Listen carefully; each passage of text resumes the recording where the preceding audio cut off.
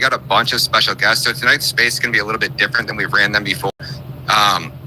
We have really specific people that we are going to let speak that have been doing like a lot of deep research. And then Truth Teller is going to be running the after space. So after this space goes live, we're going to have an after space. So we're going to be doing an open mic. And I know everybody wants to talk and everybody wants to chime in. And I'm not trying to censor the little guy. But in order to get these big, 2,000, 5,000, 10,000 person spaces, you really need the big names to get up here because that's what draws in the crowd. So it's going to be a mix of, I've got a journalist who this morning had 250 followers, right? And on X this morning. And she's going to be coming up here doing her presentation. So I'm not trying to censor any of you. The size of your voice doesn't matter. It's the quality of your content. I'm really looking for people that have been doing deep, intense research into this. I think this is one of the biggest events of our lifetime. I don't think we're ever going to have an opportunity to basically wake up the masses, right? We had Charlie Kirk, who was idolized by even people on the left, respected him because he was willing to go onto these campuses. He was willing to debate. He was willing to have a conversation and hear your side of things. And actually, where we kind of just mock and people like Myron Gaines, nothing. I love Myron, huge fan of Myron, but like when he goes and does these debates, he almost mocks people, where Charlie literally sits there and hears them out. He lets them speak. He gives them the opportunity. And then he comes back and rebukes them with knowledge and his deep understanding of religions and the way that the world works. And he was a larger than life figure, and I think a lot of us, especially in the JQ space, maybe didn't give Charlie the chance that we should have and listen to him as much as we possibly should have, because we thought he was so pro-Israel that he was never going to turn and he was always going to be this Israel first shill. And then we start to look at the last couple of weeks of his life, and then you realize the threat that man was under. I mean, somebody put a bullet through his neck. So whether we want to act like, oh, well, I would have did it differently, but do you really know? I mean, I think Charlie knew this better than anybody. And I know Ben's over here giving me the thumbs down because Ben thinks this was all AI and this is all a scripted hoax. So, I'm bringing everybody to hear everybody's side of this story. So you guys can hear from every single person. I'm not trying to censor anybody's point of view. And Ben is adamant that this is AI and this is all one big hoax. And you guys are going to hear, and you're going to give Ben the mic and give him the opportunity to break that down. We got a lot to break into. So I don't know if you guys were in the space last time, but Phil Lyman, right? I don't know if you guys got to watch the reporting on Candace Owens, what she's saying about this Phil Lyman dude and how he's acting and how he injected himself into our spaces as well. And he was just DMing me. I mean, it's pretty freaking bizarre. The amount of people that were blowing up my phone saying like, hey, Phil Lyman wants to get in. Phil Lyman's trying to get in your space, and we bring him in. And, I don't really know how that conversation really went yesterday, but it was really bizarre. And then I get a DM from him today saying that he's getting ready to go meet up with Ian Carroll, or Ian Carroll's in town. And it's just this big, weird story. And I don't know how it's going to play out, but it's going to play out pretty interestingly. So if you guys haven't shared this space already, please do so. We got a lot to unpack.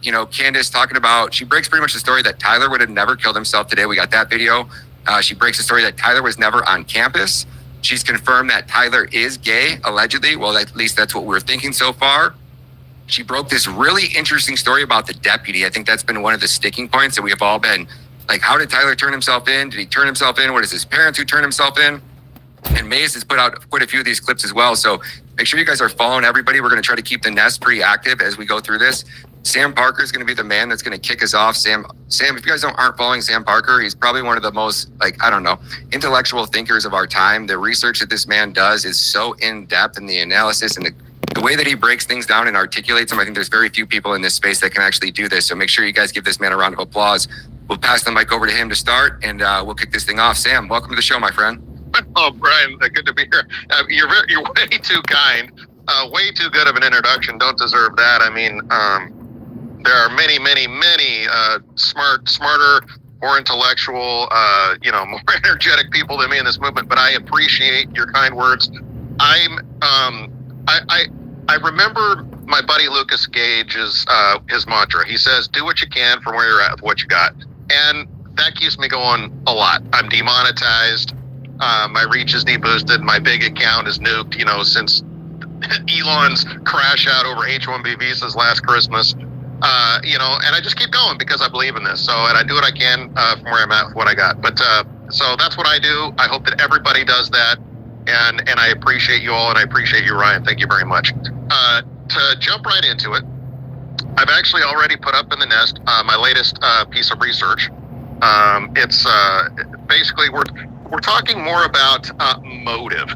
Last week, to just catch everybody up, we talked about motive, like who would have a motive for killing Charlie Kirk other than Tyler Robinson? And the big suspicion is Israel, right? And so last week, I took you through how Israel might benefit from Charlie's death and some of the motives that they had. And we also took you through about 20 different points of commonality between Charlie Kirk's assassination and four other prominent assassinations in history that are known to have or suspected to have strong Israeli ties. That's the JFK assassination, the RFK assassination, the MLK assassination, and even the Yitzhak Rabin assassination. If you go through and look at the breakdown and the investigations in those four assassinations, you find about 20 or so points of interesting commonality between them and Charlie Kirk's assassination. So I put that out there to let you know and to show you that you're not crazy for seeing deadly parallels in the death of Charlie Kirk, and that you're not crazy for seeing a possible conspiracy, because there are so many points of commonality between his assassination and other assassinations that we now know involved conspiracies, right? So you're not crazy for seeing a possible conspiracy here. Now, let's just get the disclaimer out there. It could be, there's a possibility, right, that there isn't a conspiracy here. Let's just get that out of the way, acknowledge that, but at the very least, you're not crazy for having good reason to suspect one, okay? So that's what we covered last week. We covered how Israel would benefit from Charlie Kirk's death. We covered possible motive, and that included, and this is going to play into my research today, Ryan, and that is, last week we covered how Charlie, as a salesman for Zionism in Israel, was actually a failure. Just to catch everybody up to just a quick review, Charlie was a failure. TPUSA and he have been around for 13 years, and in that time, the support for Israel has actually dropped. And especially over the last 2 years, it has dropped even more, especially amongst the youth, especially amongst Charlie's target demographic, high school and college kids. The support for Israel is dropping precipitously, and he has not been able to stop that drop. He's not been able to reverse that drop. The best you can say is perhaps maybe he slowed that drop, but it's proceeding with or without him. Okay, and so from that perspective, Charlie was moving from a neutral / useless person in the Zionist cause to actually a negative liability, because he was starting to platform critics and criticism of Israel that he did not used to platform previously. And so I submitted that any presentation of Israel critical points of view from people or arguments, any introduction of that into his platform, into his audience, is actually a net negative. Since he was already on the zero to negative side, that's just introducing more negative, pushing him more towards a liability, right? More towards a negative liability, away from being a positive asset. And I put forward that, well, how do you turn a negative liability into a positive asset? Well, maybe you make him a martyr. Maybe that's how you do that. So I don't want to rehash that entire case, Ryan. I'm going to build on it here tonight. If people want to find that, it's on my timeline. You can go find that from last week. But building on that, going further, I was doing research, Ryan, into the growth, the historic growth of TPUSA, and using Grok and ChatGPT to project forward into the future, what the size of TPUSA might become in the future. And we came up with like 3 different scenarios, a low, medium, and high, if you will. And I want to preface this by saying that the exact numbers at the end of the day aren't as important as the magnitude that they convey. So for example, under a baseline pre-assassination trajectory, Grok calculates that by 2036, TPUSA would have had 7,500 high school and college chapters and about 900,000 members. And then if you include, the bump in chapter creation after the assassination, with the bump in popularity of TPUSA, it might get as high as about 18,000 chapters and 2.2 million members. And then there's another crazy high scenario, 26,000 chapters, 3 million members in 10 years. the point is in 10 years, there's a real scenario where Charlie Kirk himself would command a movement of 1 to 3 million members across 7,500 to 18,000 chapters, somewhere in there. You could say, cutting it off, you could say 10,000 chapters and maybe 1.5 million people, okay, within 10 years. And just to give you a perspective as to, those numbers, currently, TPUSA is already the largest organization of its kind. It has already eclipsed the College Republicans, okay? The College Republicans has about 2,000 chapters with about 250,000 members. TPUSA has already eclipsed that. Now, there's another important difference between TPUSA and the College Republicans. TPUSA is controlled by one person, Charlie Kirk. The College Republicans, it's affiliated with the Republican Party, okay? There isn't like one person is beholden to. It's a Republican Party movement, whereas TPUSA, it is a movement that is, yes, allied with and strategic partners with the Republican Party. It's allied with and strategic partners with Zionists and Zionism. We know that. But at the end of the day, that's all it is a strategic partner. And the thesis that I'm going to take people through tonight, Ryan, is that Charlie Kirk was actually building a rival power center outside the jurisdiction, the formal jurisdiction of either the Republican Party, of Israel, okay, of the Zionist movement. He was not actually integrated into the jurisdictional hierarchy of any of those movements. He was their strategic partner. Yes. He was aligned with them. Yes. But at the end of the day, he was a rival power center. And we already know that TPUSA has its own media operation that it's building. Charlie had a podcast, they were streaming all these events, they were on all the platforms, and they were building up other talent. So they had a burgeoning media operation, okay?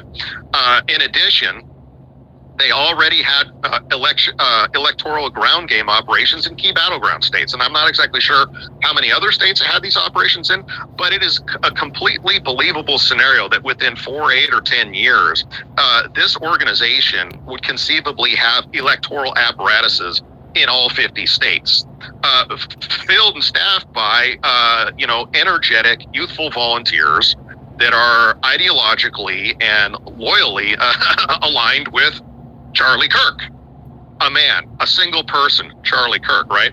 Now, so what I want people to think about is the immense amount of power that Charlie Kirk was amassing, all right? Now, he might have been a failure. Charlie Kirk might have been a failure in terms of trying to bring America's youth to Israel. There's no doubt that he was a failure in that. But what he was not failing at was building a juggernaut of an organization. He was absolutely building a juggernaut of an organization that was loyal to him. One person.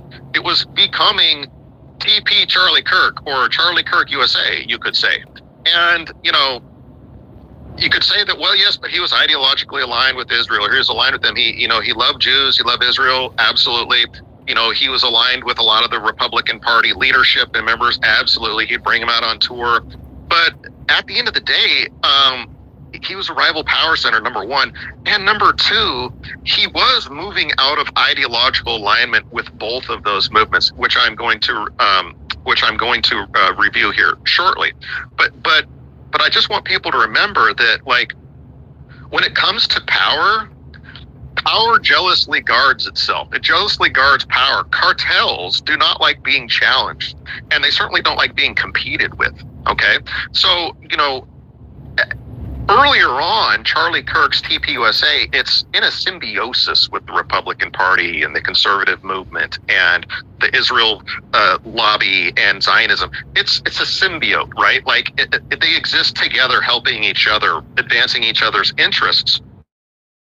But what happens when the symbiote gets too big?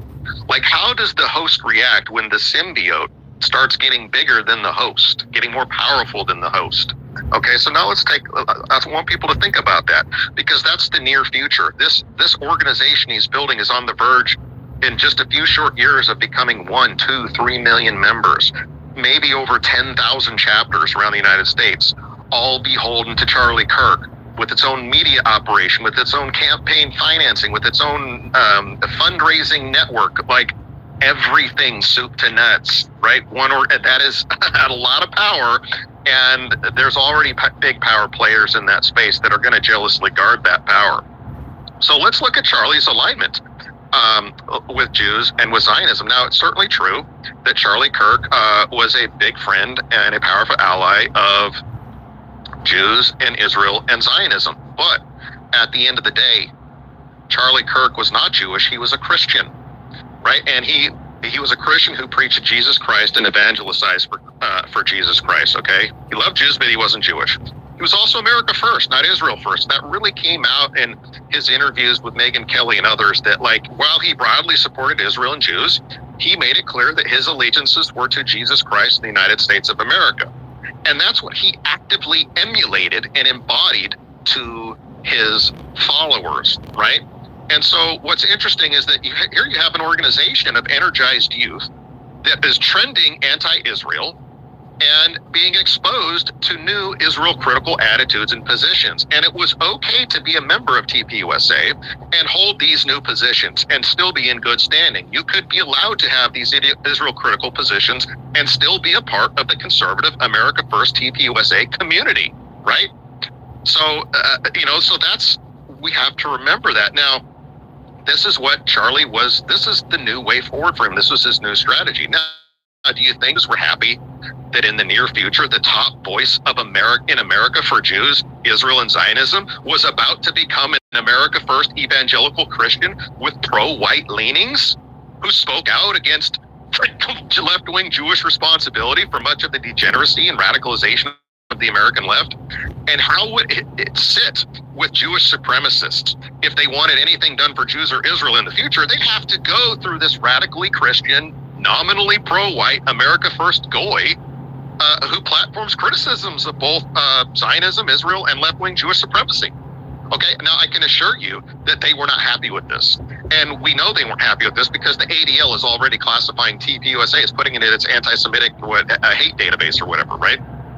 The ADL has already classified TPUSA as such. No, so and you can get online, you can search this. There are many Jews, Zionists and left-wing Jews alike, who were not happy with Charlie Kirk, were not happy with the direction he was taking this organization. And he was on the precipice of becoming the number one advocacy group, organized advocacy group in the United States for America's youth. And now Charlie Kirk is going to be the leading voice of conservatism. Charlie Kirk is going to be the leading voice of Zionism and like how American Christians should support Israel and Zionism. And I assure you that terrifies Jews if the top mouthpiece in America for Jews and Israel is not a Jew. It's an America First Christian, okay? That does not sit well with them, okay? Now, because he diverged with them. He diverged with right-wing Jews on prioritizing American interests over Israeli interests. He diverged with them over social media censorship and the censorship of hate speech. And he differed with them in his own version of Hasbara, right? Like, they were not happy with him over these things. And we see the major PR blitz over the last couple of weeks that the Jews in Israel have put out. They want all these new influencers, spotting all these pro-Israel talking points. We saw the Brylan Hollyhand thing erupt over the weekend. That was crazy. This super pro-Israel kid going on with Ben Shapiro that they were promoting. And you have all these people talking about they just acquired TikTok. All these Jewish billionaires just acquired TikTok. And everybody's talking about more censorship of anti-Semitism. Charlie actually was against all of that, okay? Charlie stood in the way of this youth PR blitz that Israel is putting forward, right? None of that could happen with Charlie Kirk in the way. Now, by the same token, Charlie's positions were also straying further from the mainstream GOP uniparty, namely on restrictions of visas. He wanted a total immigration moratorium. He wanted withdrawal or de-escalation from these neocon-driven foreign wars like in Ukraine and Iran. He was an emerging Christian nationalist. He was speaking up much more for white identity and defending white people. The GOP, especially the AIPAC-controlled GOP, has no interest in any of those things. The GOP has no interest in stopping immigration or introducing a total immigration moratorium. It has no interest in de-escalating these neocon wars. It has no interest in these pro-white identity politics and Christian nationalism, okay, and identity. The GOP, that is not mainstream AIPAC-controlled GOP territory, okay? So Charlie Kirk here he is. He's running this organization that up till now has been in symbiosis with the Republican Party and with Zionism. But Charlie Kirk, at the end of the day, he is not Zionism and he is not a Republican. He is a conservative Christian America, pro-white with emerging pro-white leanings. That's who Charlie Kirk is. He wants kids to follow Jesus Christ. That's what he's preaching. That's what he's emulating. Right. So there is actually there were growing voices in Zionist and these Israeli Zionist Jewish circles of, yes, the evangelical Christians have been their allies, but like, what if they get too strong and powerful and outside the control of Israel and Jews, right? And that's what was happening to Charlie Kirk. I submit that he was a golem of sorts. He was a symbiote, maybe a golem, something along those lines, right? Somebody who was getting too big and would have been a major threat to their power base. Now, again, this doesn't mean that Charlie in his heart wasn't aligned with them, that Charlie didn't want to see the Republican Party succeed, or he didn't want to see Israel succeed, or he wasn't a great friend of the Jews. The problem is he did have his own belief systems. He had his own leanings, and they were growing ever more out of alignment with the Republican Party formally and with Israel, with like hardcore Jewish supremacy Zionism. Okay, he was getting more and more and more out of alignment with these things. And when you have a little organization, maybe that's okay because he's still selling Israel and Zionism. But when you have an organization that is now on the precipice of becoming the number one lobby, the number one ground game electoral organization, a media organization, like full service, this organization that Charlie Kirk was building was a behemoth. It was a juggernaut, and it was poised to become even bigger and more powerful. And he was already demonstrating that he wasn't perfectly loyal to the Republican cause, and he wasn't like unquestioningly perfectly loyal to the Israeli cause. And I submit to you that when you look at the numbers and you realize that, that's terrifying to them. AIPAC controls Congress right now, and it's not just the money that they do it through, although that's important. A lot of it is their tight coordination, their organizational capacity and genius, okay? And how they're able to coordinate that with their media partners to smear candidates, to boost other candidates over the ones they don't like, and get like people like Cynthia McKinney. They got her ousted in favor of somebody else, and this is how AIPAC operates. If you don't play ball, they come in with the media, they fund your opposition, they smear you, they get you outvoted by somebody in your opposition. This is how they operate. This is what they're trying to do to Thomas Massie. Well, you're talking about Charlie Kirk, somebody who had electoral aspirations in the future. He was talking about maybe running for governor of Arizona. Other people are talking about, maybe he would have run for president someday. Can you imagine Charlie Kirk, who has his own fundraising network, his own electoral ground game in 50 states, and an army of 2 million of America's youth from high school to college and up through their 20s, beholden and loyal to him, half of whom don't like Israel, right? But they love Charlie and they love Jesus Christ. And they love America. And Charlie commands that army. And that's just 4-8 years down the road from now, right? So you have to be thinking about these things because his enemies would be thinking about these things, okay?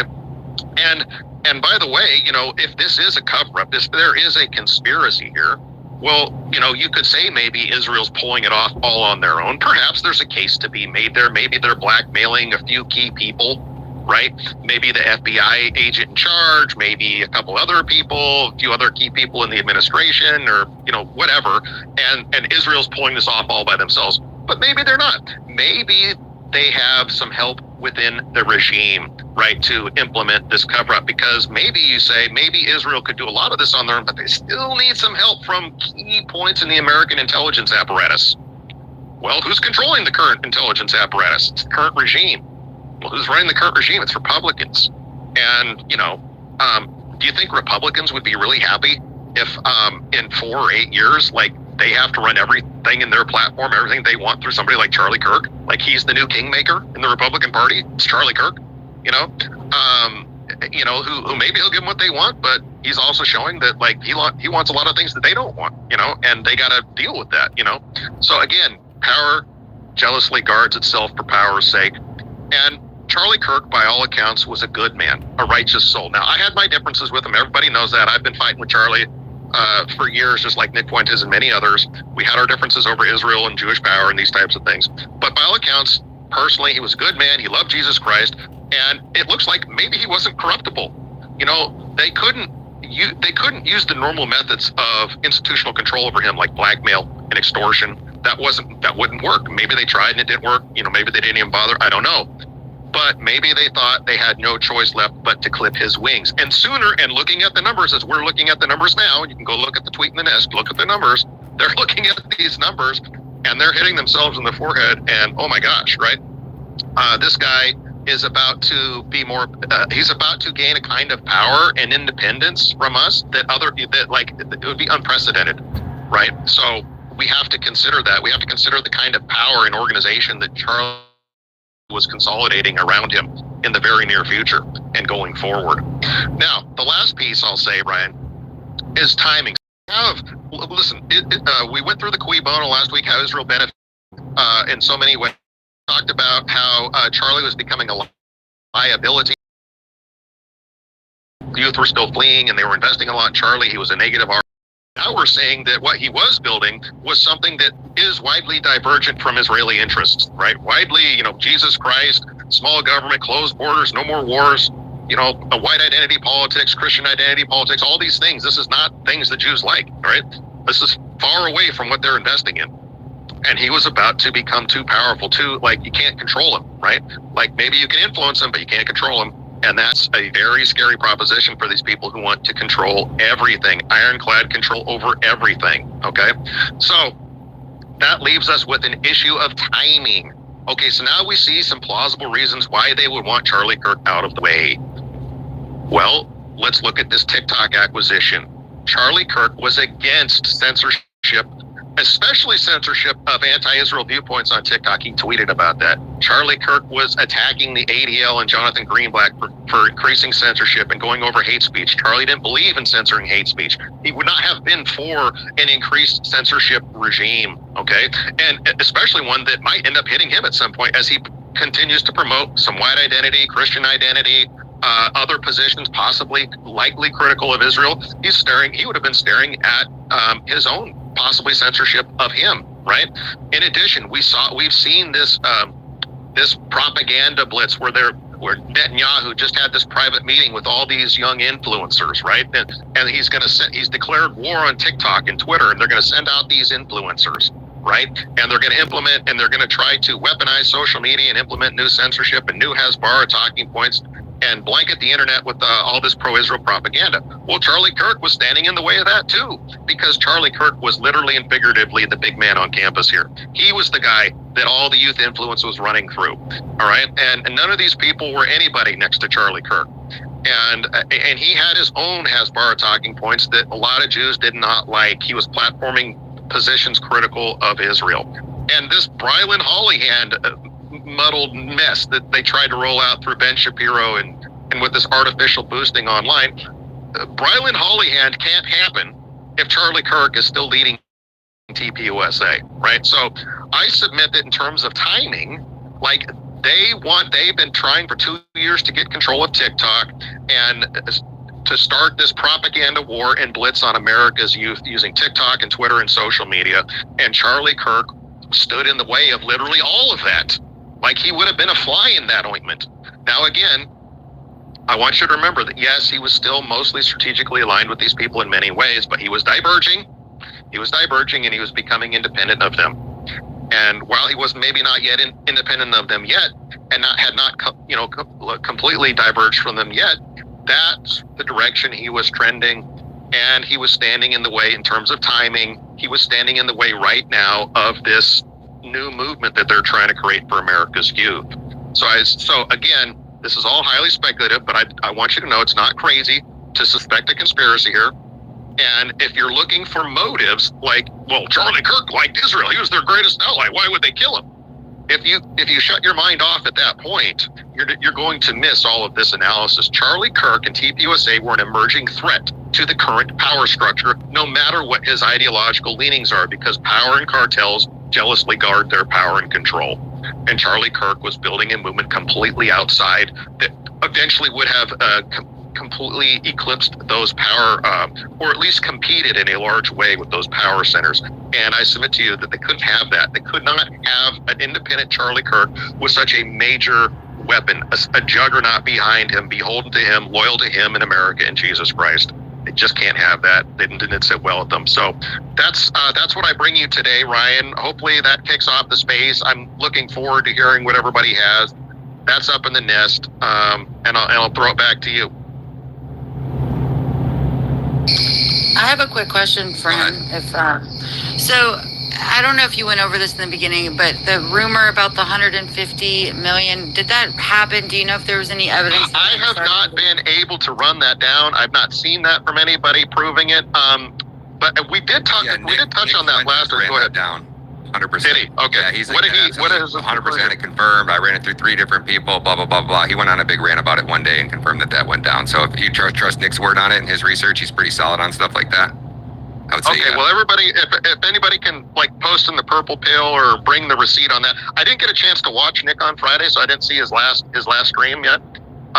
So if he said that, I missed it. But I'm a couple days behind on him actually. But yeah. So but just to catch people up on that, again, you know, if they did offer him more money, this is them trying to exert influence and control. And this actually just supports my thesis, right? They're trying to capture him, right? Even harder. They're trying to capture him even harder. This is what they do. They dangle the carrot. They use a stick. They dangle the carrot. Like 150 million. I think he was an $80 million a year organization right now. So $150 million, that would have doubled basically his operation or tripled his operational budget. That's a big deal, and that would really make him beholden to them. So that is an important thing to run down. But so that would, if that's true, and it sounds like maybe it is, then according to Nick, if what Ryan is telling us is true, then that tells us that yes, they were very, very concerned with keeping operational control and influence over Charlie Kirk. Very concerned about that. But either way, I can assure you that having an evangelical Christian with a burning testimony of Jesus Christ. You can go read stuff about this. Jews are not happy, would not be happy that their top mouthpiece in America, bigger than Ben Shapiro, bigger than Mark Levin, bigger than any Jew, is an evangelical Christian burning for Jesus Christ in America first.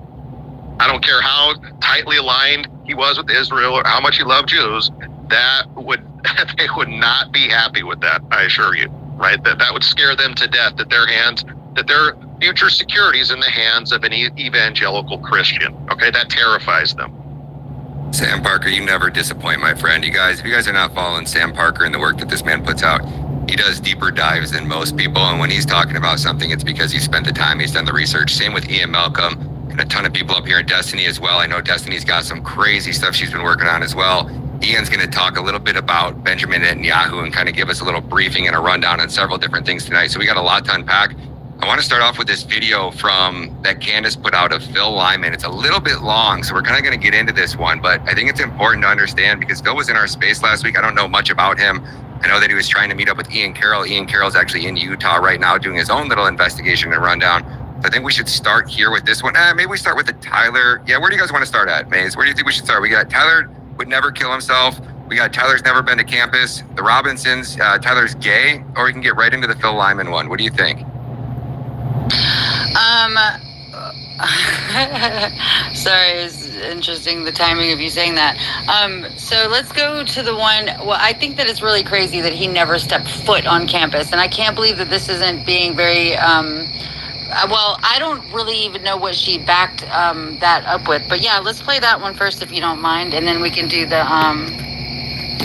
other one, the Phil one. Perfect. All right, yeah, let's start with this one, then we'll jump over to Ian, and then we'll jump over to Destiny. And then I got another special guest. She's over in the UK.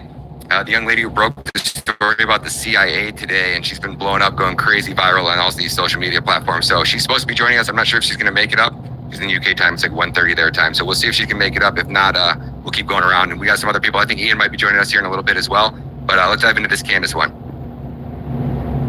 Stepped foot on Tyler, it turns out, has revealed, was accepted into Utah State University, not Utah Valley. And That's actually interesting if you pause and reflect on that, because we didn't really consider how on earth Tyler became not just familiar with the layout of the campus, but familiar with the rooftop layout of UVU campus. So familiar that he knew exactly how to scale across the rooftops to duck down in order to take an almost impossible shot at a Charlie Kirk who was sitting beneath a tent. How did he know how to do all of that? Had he been there before? Did he knew where Charlie was going to be sitting and that he would have that shot from on top of the Losey Center?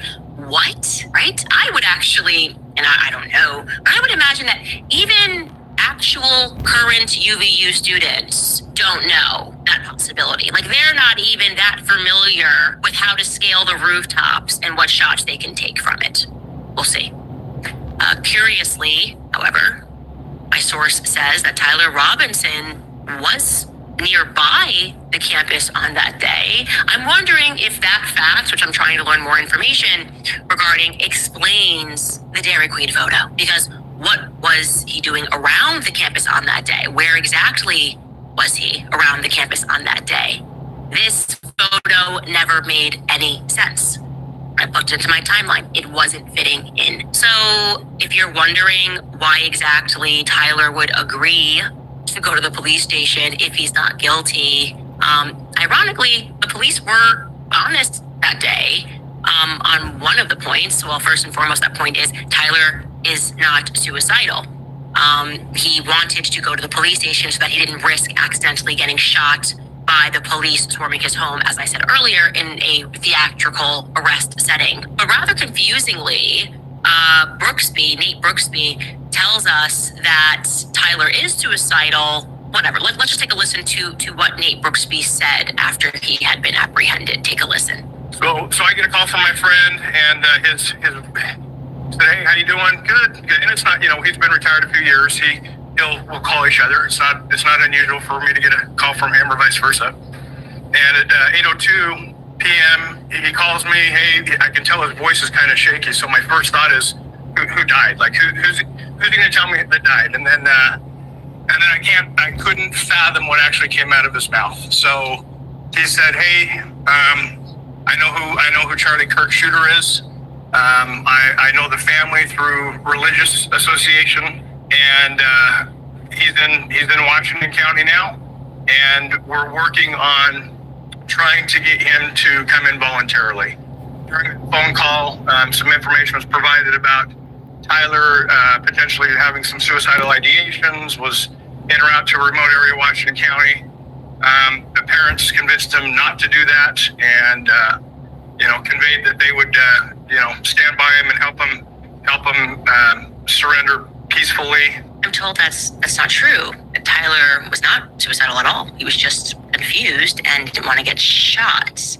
And then he gets to that part, right? He then tells us, Brooksby, that he came in willingly because he didn't want to die. Let's take a listen to that portion. Within the hour, my friend drove Tyler and his parents to my office, where he was greeted by plainclothes detectives. So that was part of the deal. Is Tyler knew it was just inevitable with all the law enforcement pressure that his picture in the news, the gun on the news. He knew it was inevitable that he would be caught. He was fearful of a SWAT team hit on his house, or he was fearful of being shot by law enforcement. Part of the negotiation and getting him to bring himself in was that we would treat it as delicate and as soft as possible to make him feel comfortable to where he would show up at my office, and that's exactly what happened. It can't be both. It can't be both. Was he suicidal and wanting to die, or was he worried about dying? It can't be both, and I didn't catch on to that early on. The answer was he came in because he is not suicidal and did not want to get shot and was confused, as I am told. Now, you're probably wondering why the father and the mother didn't speak out to assert his innocence. That would make sense, right? Why don't you come right out and dispute everything immediately? Well, interestingly enough, I'm told that it's because the feds told them that if they spoke out, their lives could be at risk. Like they needed to keep things private, and they convinced the family to go into witness protection. Like, your lives are in danger. You shouldn't say anything. Somebody could just come back and try to harm you guys because of what your son did. You should go into witness protection. Don't speak to anybody. Trust us, we're the feds, bro. And they agreed, of course, in the fog of it all. Why wouldn't you agree? But then, like any good, maybe conservative family, you start going, I don't really trust these feds. Like, I'm a little suspicious about the feds. Here's another point of interest, okay? In fact, according to my source, Tyler has never even stepped foot on UVU campus. Tyler, it turns out, which has already been revealed, was accepted into Utah State University, not Utah Valley. And that's actually interesting if you pause and reflect on that, because we didn't really consider how on earth Tyler became not just familiar with the layout of the campus, but familiar with the rooftop layout of UVU campus. So familiar that he knew exactly how to scale across the rooftops to duck down in order to take an almost impossible shot at a Charlie Kirk who was sitting beneath a tent. How did he know how to do all of that? Had he been there before? Did he knew where Charlie was going to be sitting in it, that he would have that shot from on top of the Losey Center? What? Right? I would actually, and I don't know, but I would imagine that even actual current UVU students don't know that possibility. Like, they're not even that familiar with how to scale the rooftops and what shots they can take from it. We'll see. Curiously, however, my source says that Tyler Robinson was nearby the campus on that day. I'm wondering if that fact, which I'm trying to learn more information regarding, explains the Dairy Queen photo. Because what was he doing around the campus on that day? Where exactly was he around the campus on that day? This photo never made any sense. I plugged it into my timeline. It wasn't fitting in. So if you're wondering why exactly Tyler would agree to go to the police station if he's not guilty, ironically, the police were honest that day on one of the points. Well, first and foremost, that point is Tyler is not suicidal. He wanted to go to the police station so that he didn't risk accidentally getting shot by the police swarming his home, as I said earlier, in a theatrical arrest setting. But rather confusingly, Nate Brooksby tells us that Tyler is suicidal. Whatever, let's just take a listen to what Nate Brooksby said after he had been apprehended. Take a listen. So I get a call from my friend, and his said, "Hey, how you doing?" Good. And it's not, he's been retired a few years. He's in Washington County, remote area. He's not suicidal at all. He was just confused and didn't want to get shot. And then he gets to that part, right? He then tells us, Brooksby, that he came in willingly because he didn't want to die. Let's take a listen to that portion. Within the hour, my friend drove Tyler and his parents to my office, where he was greeted by plainclothes detectives. So that was part of it. Part of the deal is Tyler knew it was just inevitable with all the law enforcement pressure that his picture in the news, the gun on the news. He knew it was inevitable that he would be caught. He was fearful of a SWAT team hit on his house, or he was fearful of being shot by law enforcement. Part of the negotiation and getting him to bring himself in was that we would treat it as delicate and as soft as possible to make him feel comfortable to where he would show up at my office, and that's exactly what happened. It can't be both. It can't be both. Was he suicidal and wanting to die, or was he worried about dying? It can't be both, and I didn't catch on to that early on. The answer was he came in because he is not suicidal and did not want to get shot and was confused, as I am told. Now, you're probably wondering why the father and the mother didn't speak out to assert his innocence. That would make sense, right? Why don't you come right out and dispute everything immediately? Well, interestingly enough, I'm told that it's because the feds told them that if they spoke out, their lives could be witness protection. Here's another point of interest, okay? In fact, So speaking of feds, and I'm probably going to say this wrong, but Laissez-Faire Lounge, I believe is how I pronounce it. I want to give her the opportunity. She's done some crazy deep dives into the connections that our intelligence agencies had, and I think we got Phil Lyman's actually down in the guest request in a speaker spot. So we're gonna play the clip from Candace and Phil, and then give Phil a chance to come up here. So if you guys are interested for an interesting show to see how this is gonna play out, it's gonna get really interesting here really quick. So can you tell me, am I pronouncing that properly? Yeah, it's Laissez-Faire Lounge, but my name is Pia. Pierre? Pia, P-I-A. Pia, very nice to meet you. Thank you so much for joining us.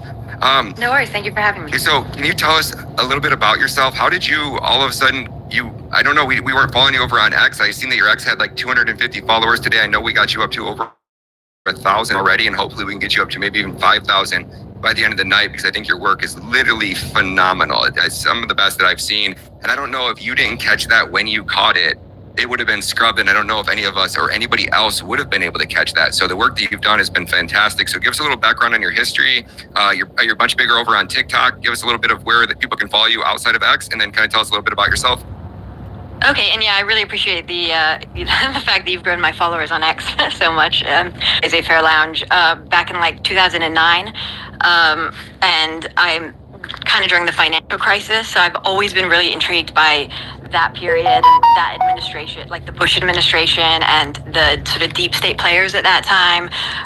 The Comeys, the Brenners, the Clappers, and of the world. And just the Iraq War and that kind of stuff. And so I started the Laissez-Faire Lounge, and then kind of stopped. And then I ran for office around that time, Congress in Philadelphia, and kind of bumped up against the deep state, and then sort of took a break from it for like a decade, and then tried to start Laissez-Faire Lounge a few times, and then recently relaunched it on TikTok. Really, because I've been writing a novel and decided to start a TikTok for when it was finished. I would then be able to have a platform, and the TikTok just kind of took off. And then I was just talking about like, there's so much to talk about right now, and my real passion is kind of calling out like corruption and deep state politics, mostly in the US, but I also do it in the UK. Then when the Charlie Kirk thing happened, I was already I've already been very like knee-deep, very passionate about the Russiagate thing, which again is those same kind of deep state players from the Bush era, and so I was really, really into Russiagate, and when Charlie Kirk happened, I was intrigued by it, but I was trying. Somebody said to me, they think it's Israel, maybe a Mossad hit, and I just got really intrigued by that. And then when I think it was Harrison H. Smith said that Charlie had messaged him saying, if something happens to me, it's Israel. And so I found that fascinating. And then obviously right away, you had like Netanyahu and Chikli and Ben-Gvir and Netanyahu's son kind of come out in lockstep, saying how wonderful Charlie was. He was the lion-hearted defender of Israel. And I was just like, this is creepy and weird. Like, I didn't understand it. So then, obviously, I was getting into a lot of the logistics of, everyone, we were all sort of intrigued by where he was hiding the gun and the roof and everything. And, the fact that I think at this point, I think they could probably figure out from ballistic sound where the shooter was. But I don't know if they've done that yet. But there's so many people kind of diving into that, and I know Candace Owens obviously is like doing this whole deep dive of the timeline and everything, and I was like, well, if it is Israel, and if they do find that out, if they do find out that it wasn't Tyler, or that he had multiple people working with him, or then what? Like, how do we even go after Israel? Like, or how do we prove it?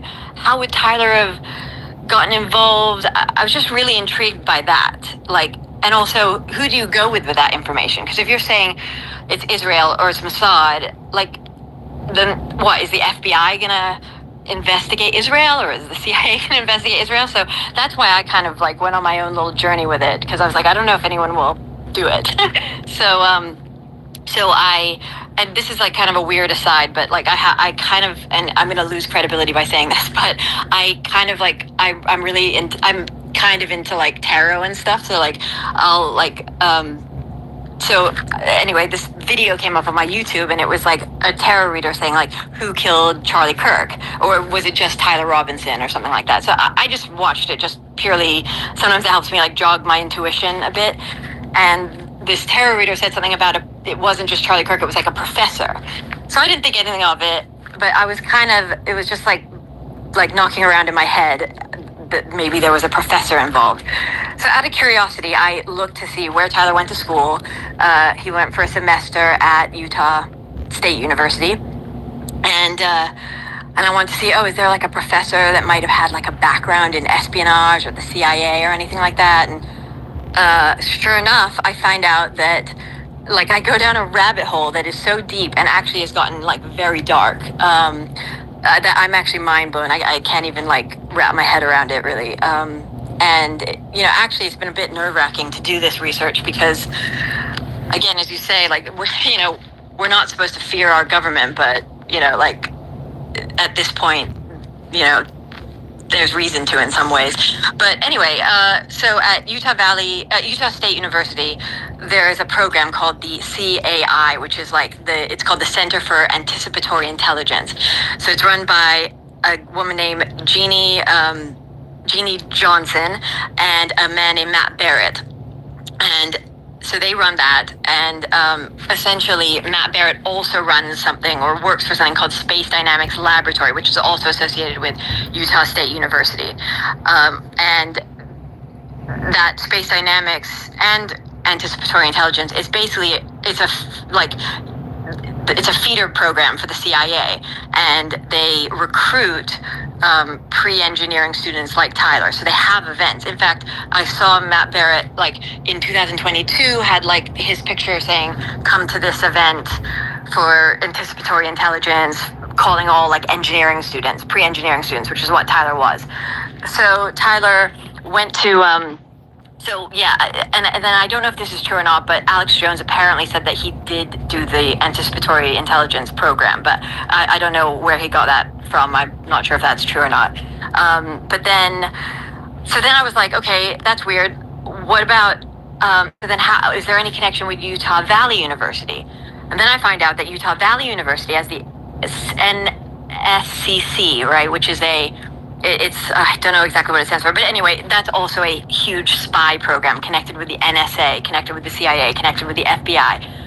Utah Valley University and Utah State University are connected through something called the Intermountain Consortium, which was done by Jeannie Johnson and Matt Berry and a guy named Rusty Meads at Utah Valley University. And they basically share information, and they deal with the NSA, and they deal with the FBI and the CIA, and it's a spy school, basically. And then I found out the entire Utah university system is connected, like, intimately with the intelligence community. NSA is literally right there. And then I went even deeper, and you find out Tyler Robinson is a Mormon, LDS. Rusty Meads at Utah Valley is a Mormon, LDS, Latter-day Saints. Jeannie Johnson, Matt Barrett, all LDS. You find out that the president of Utah Valley University is LDS. She's on the board of Zion's Bank, and she's on the board of Carnegie. What else? Then I got into Matt Barrett's background. So his sons, because I was like, what's his connection with Utah Valley? So he has, like, 4 sons. One is there's a company called Dynex or something like that. It's like, does all the library systems all around. It's in university library systems. Their office is literally right next to UVA, and 3 of his sons work there, and his daughter-in-law work there. They all went to UVA. And so, and then also there's the tie with Can you Israel. say that name one more time? Sorry, which name? The first one that you were going into right there. Oh, Matt Barrett. Okay, thank you. Yeah, so Matt Barrett. So he has 4 sons, and I did a video. So you can find all this information on my TikToks. Like, I've did a video where I laid out all his sons and what they did, and that they're all basically working for the same company. One of them works for a company called, like, Coltrix. I can't remember exactly the name, but that company does all the information systems of the universities. And so he works at Coltrix, and the guy that owns Coltrix that gave, I don't know, something like $25 million to Utah Valley University, and spoke at the Charlie Kirk Memorial. So, I mean, and then the other interesting thing is that half of Turning Point, I think, is Mormon. And the LSD tie with Israel is so strong, and I believe it's because Israel obviously wants to return, and be back with, that's the kind of agenda, and the sort of LDS community and Christians believe that when Israel returns, that Jesus will come back. So I think there's a real religious aspect where they're aligned in that aspect, right? Where the LDS and Israel work really closely together. So much so that there's a Jerusalem Center, which is Brigham Young University. Again, a huge spy school. Brigham Young University has a Jerusalem Center in Israel. It's like the only non-proselytizing. I don't know. It's like it's a weird, like, there's an exception. Like it's allowed to be there because it's non-proselytizing in Israel. And also the Utah State University. University of Utah has the Sharon University, or Ariel University in Israel. So I mean, they're like really like the whole thing is like a web of weirdness, right? Then you get to the point where the other thing is Rusty Needs, who's now gone missing, by the way. Like, he doesn't exist anymore. The entire like system. I don't know how much time you have because there's a lot of stuff to cover, but I mean, not much more, but anyway. Go ahead, you keep going. Yeah, go for another 5 minutes or 10 minutes if you got it in you, and then we're gonna jump into the Phil Lyman clip right after that, because I think it's kind of weird, all these CIA spooks and Mossad connections, and then now what these leads that Candace is breaking. It seems almost like too much of a coincidence, so I'm very excited to keep going. You're killing it, and I see Shadow of Ezra down there, homie. Good to see you. Destiny, I see you down there. Sally, Matt Baker in the house. Coyote, good to see everybody in here. Ben, my man Ben. I can't wait to hear what Ben's gonna break it down at the very end for us and give us the best explanation of why that this is all AI or augmented reality, or I'm not really sure what Ben's going to break down, but I'm super excited to hear everybody's we're going to find out, baby. Let's go, homie. Let's go. All right, go ahead.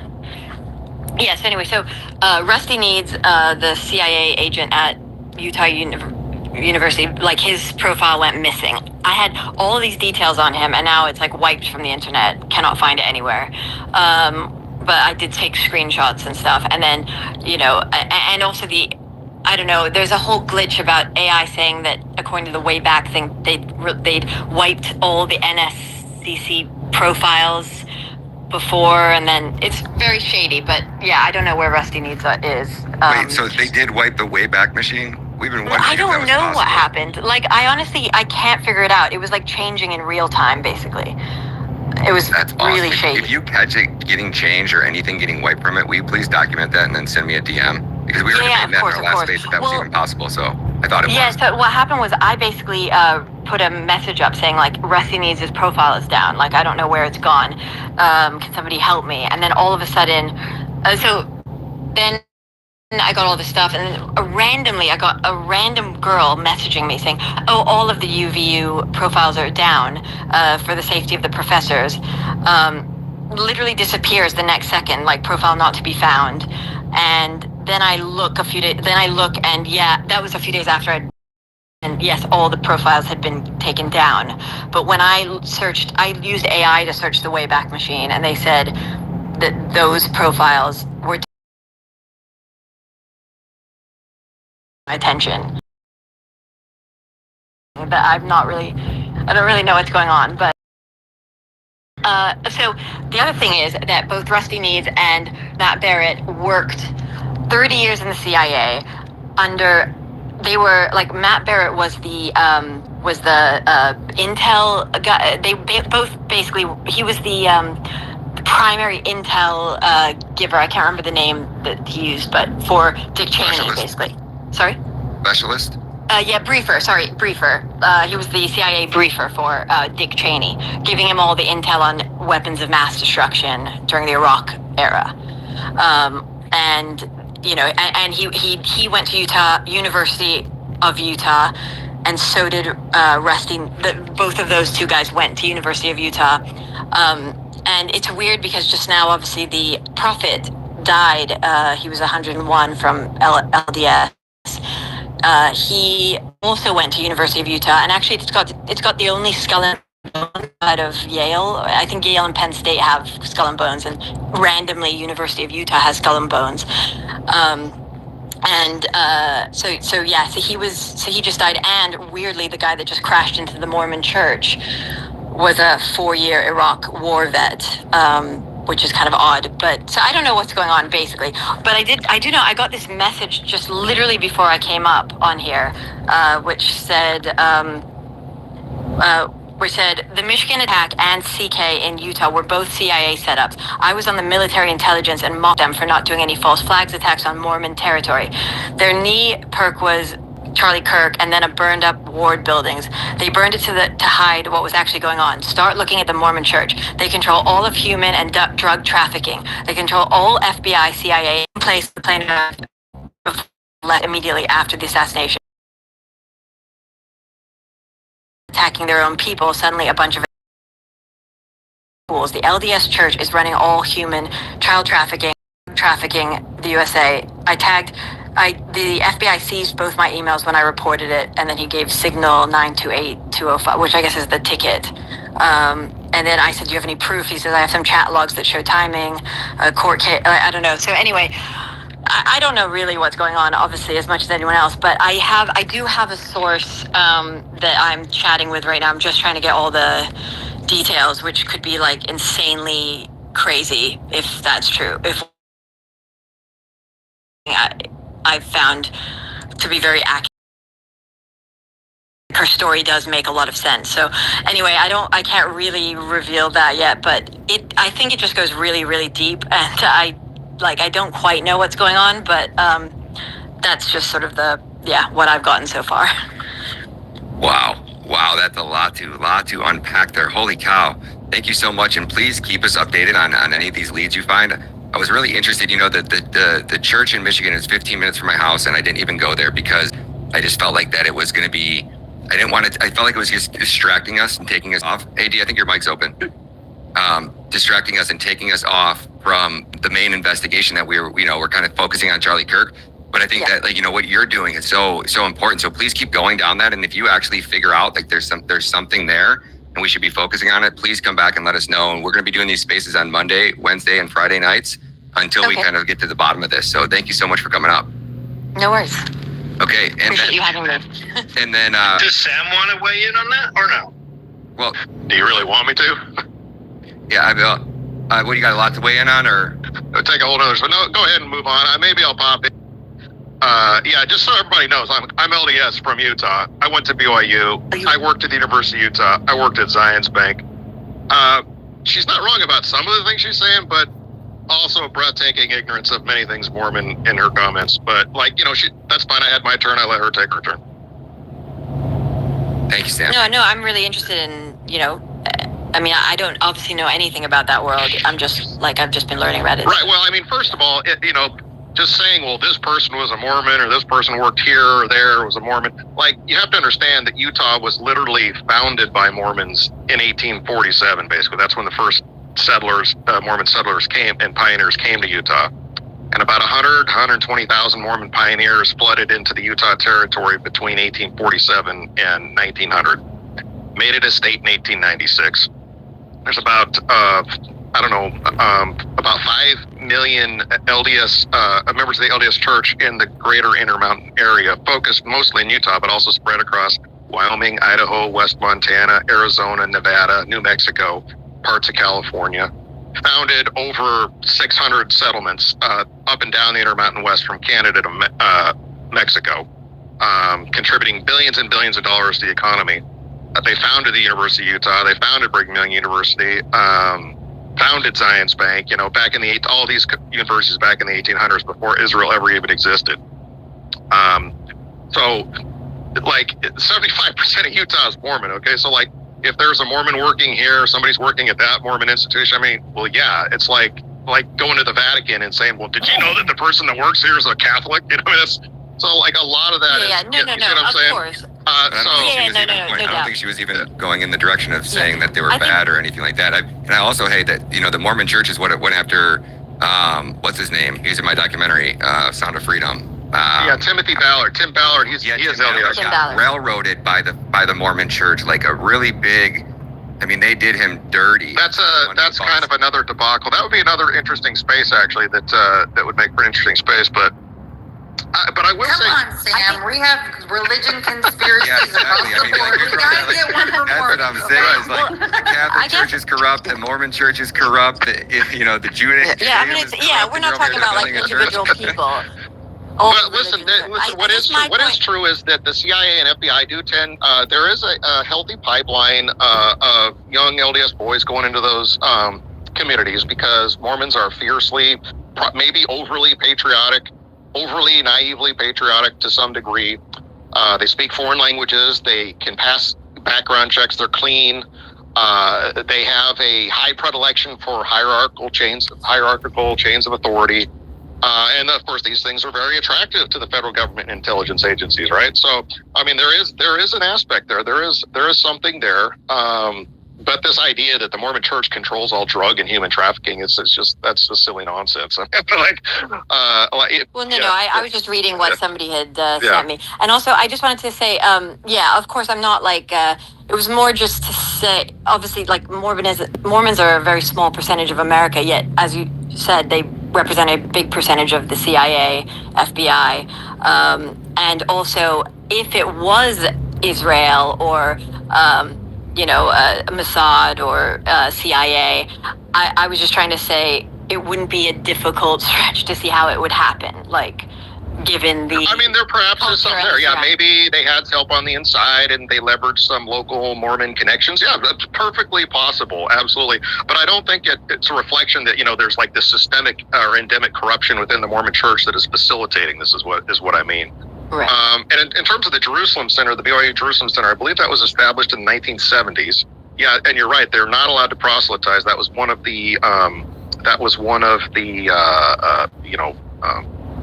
I'm just blanking on my verbiage now. Like the arrangement is, one of the items of their arrangement is they could not. They can't proselytize. In fact, another interesting thing is the Mormon Church does not publish the Book of Mormon, which many of you have heard of. They did not publish it in Hebrew. They did have a Hebrew translation, and they were basically forced to get rid of it, destroy it, and get rid of it to be able to continue operating their Jerusalem Center. So, and that's because, like many Christian denominations and churches, they see Israel as the Holy Land where Jesus walked, and they take trips there, tours there, and want to have a presence there. And so BYU opened up an extension campus back there, I think, like I said, in the 1970s. As I've had many friends and roommates go there. You go there for a semester. You go travel around the Holy Land. You study the Bible. All that kind of stuff. The stuff that Christians typically do over there. You can't proselytize. You can't pair off and date. None of those things are allowed. And can't even have a Book of Mormon in Hebrew. And those are the conditions for being able to own and operate and run the Jerusalem Center. I don't know. Has the Mossad infiltrated the Jerusalem Center, and are they recruiting from there? I mean, I don't know. Anything's possible with intelligence agencies. They're probably just trying to blame them to get some heat off of them. All right, right. Anyway, that's my feedback. I'll let y'all move on. Sorry for derailing, but I just want to know one last thing on the Mormon thing. Do you think, Sam, that it's kind of a weird coincidence that all of a sudden, LDS is in the news? Like, is it possible that Israel and LDS are having some underground, like, background war? Is it a coincidence? What do you think? I don't know, but here's what I'll say. Like, everything the LDS Church stands for is it's things that Jews wouldn't like. Jesus Christ, big families, a clean living, no porn, no gambling, very, very strict. I don't want to cut you off, brother, but we only got a short period of time. All right, I'm out. Yeah, so no, I don't think so. No, that's a no to the county, but I could be wrong. But keep doing your own research. All right, guys, let's jump into this Phil Lyman clip really quick. This is actually going to be a long one. That's why I wanted to cut that short and kind of make sure that we only have a short amount of time, and I want to get through everybody. I want to give every one of our speakers that, took the time out of their day to come up here. We got a lot of big names, so let's jump right into this one. So this is Candace Owens breaking down what happened with Phil Lyman and how this whole thing unfolded. There was, something to do with a reporter that was out there getting interviewed by Fox News, and she kind of jumped on that right away and was like, wait, why is this girl like jumping right in front of a camera with her kids? And then she claimed that their kids watched some stuff, but her kids weren't even in the vicinity, that they could have seen that, but they said that they seen it on the news. And it got her really interested. And I think she's somehow related to Phil. And this whole thing gets really weird. So let's start from the beginning and kind of go with this one. Hold on. As about it, you offload this and get your opinion. Now, first and foremost, I have to tell you about this student who I'm going to refer to as Nick. Nick is not his real name. I'm going to refer him as Nick to protect his identity, obviously. I came across Nick very early on in this investigation. In fact, you might recall when I shared a photo online of a person that looked suspicious. He was wearing like a black suit and black glasses, and he seemed to have a strap hanging out of his bag.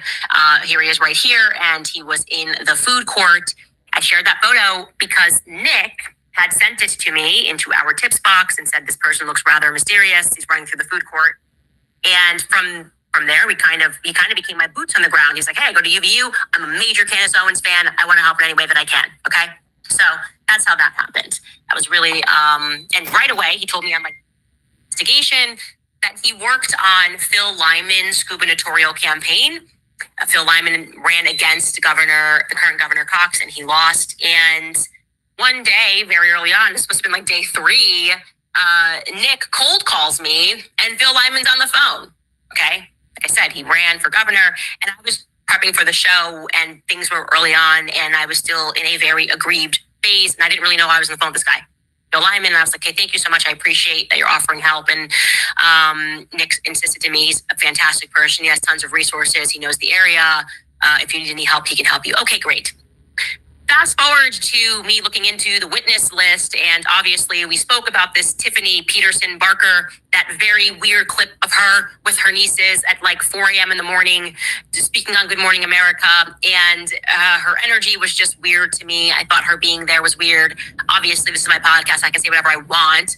We reached out to her, and then she gave us a ton of information, but never actually presented to us. She never sent me directly any footage that could verify that she was there when Charlie Kirk got shot. Okay.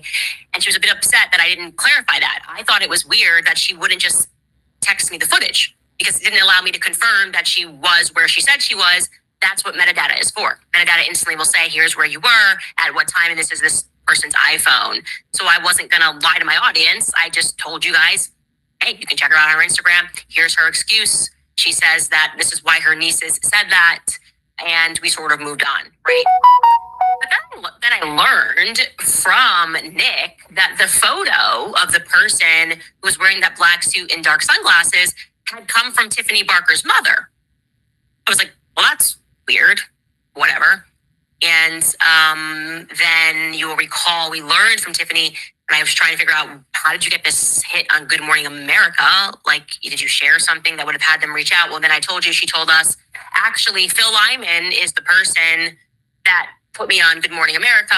My sister ran with him as lieutenant governor. And I was like, oh, okay. So Phil Lyman got you that position on Good Morning America. You had essentially a connection there that made that happen. Don't know how I missed this. But then I learned that Phil Lyman himself was very involved in all of the communications that immediately went out about the shooting, and that his car was in the driveway of the now infamous TMZ footage, which showed the shooter walking twice that day by this house. In fact, Phil Lyman says that he had just pulled into that driveway minutes earlier and had just missed the shooter. Here he is in his own words speaking to Kaylee McEnany. Take a listen. I do want to linger on a moment for what you just told us, and I'm going to ask the team to pull back up that surveillance footage that we've gotten from TMZ, from those neighborhood cameras. You said that in that footage is your driveway, and you parked there at 11:30 a.m. We know this footage that you're looking at was taken at 11:49 a.m. So you would have been on that street, that driveway, 19 minutes. Right across. Yeah, it's not my driveway. It's my aunt's driveway. Parking lot was very full. He's walking in front of my aunt's house there right now, and my cousin's house is the driveway that is taking that photo. And my CRV, the gray CRV in the distance there, that is my car. I parked there probably 10 minutes before he walked by, and I had not seen this footage till just now. And it just keeps so many things that keep linking up. It's really astonishing to me. And then we went back to this house afterwards. They thought they had the the shooter. So I took a friend of mine. We went back to my aunt's house. I said, well, we'll just hang out here for a while. And for long, the people were combing the backyard, as you saw. She had the footage of that, and pretty soon helicopters are overhead. And so this is very, very local to me. Not only is it Utah, but it's kind of my neighborhood where I spent so much of my childhood and all of my relatives. Yeah. This is really astonishing. I got up yesterday morning at 6 o'clock to drive up and meet Charlie, and I haven't been to bed since then, because it's just one thing after another, and so astonishing that this could happen in Utah. Now, just to be clear and to reiterate, 19 minutes before the shooter walks across, he had just pulled into the driveway. Phil Lyman pulled into the driveway. He says that he saw Charlie Kirk that day. We're going to get to that. Also, when he says he grew up there and his family owns, we were able to determine 1, 2, 3, 4, 5, 6, 7, 8, 9, 10, 11, 12 homes right there. Incredible. Okay. Absolutely incredible. And that, his little press tour, obviously now you're explaining your car was in the driveway. So the issue's close to him. That kind of makes sense. Then he went on to Alex Jones and spoke about where he was when the shot rang out. And what's and I'm laughing here because it's kind of absurd. He kind of sort of blames it on these two random goth girls, maybe. He's kind of implying there were these girls that were wearing black, and maybe they should be taken a look at further. Take a listen. Just yesterday, someone comes in and says, we've got video. He came off the roof. He came up here to the parking lot, got in the car with an individual, and they drove away. Well, that's not the story that came, so that he escaped another route. And if there are people who are coordinating this thing, I do not believe that 30-06 that they showed recovered in the bushes was ever on the roof. I think it was in the bushes to start with. And now I'm not saying that Tyler Robinson wasn't on the roof. I'm not saying he didn't pull a trigger. I know I was in very, very close proximity. So another interesting thing, like I say, I left the front of the stage. I wanted to meet some of my friends and bring them down front. So I was clear at the east end, and I heard this loud boom. I heard this loud bang. And I turned around, and I'm looking what was that? What was that? And pretty soon some people started, running. Everyone was trying to process. And I thought, this is a gunshot, and there's going to be more of them. I thought it could turn into a mass shooting. So I go to the people closest to me. Everyone's ducking down behind the concrete retaining walls, and some of them were still kind of oblivious, but there were two people that were standing there.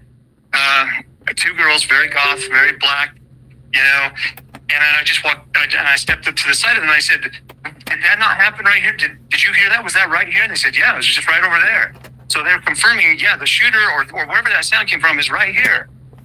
The thing that didn't really dawn on me is that they were not running. They were not frightened. In fact, as I stepped up, I heard one of the girls, and they were talking to each other, and they're looking at these kids, looking at the scene down below them of all these people fleeing for their lives. And she says, go F yourselves. Like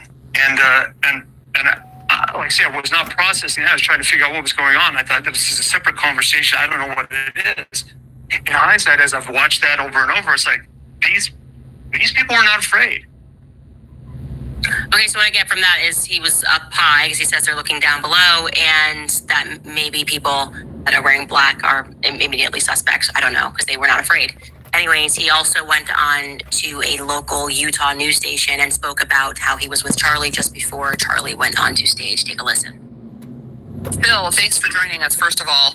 But I saw a picture. I saw a picture of you with Charlie Kirk, and it looks like you were maybe right before he went on stage. Is this just minutes before this happened? Yeah. No, I was basically backstage, and when he came out, was throwing the hats. I was there. I was standing next to the stage, and I would have been there when the shooting took place. But I needed to go meet some of my friends. I didn't want to just hang around. So there's a part of me that's glad that I wasn't in close proximity, and part of me that feels bad that I wasn't there, just in some form of moral, presence and support. Is such a tragic thing. When I combine those clips, I'm kind of unclear as to where he was exactly when the shots rang out, if he was close or if he felt bad that he wasn't close. Anyways, he went onto Instagram that night as Tiffany was prepping her Good Morning America hit, I suppose.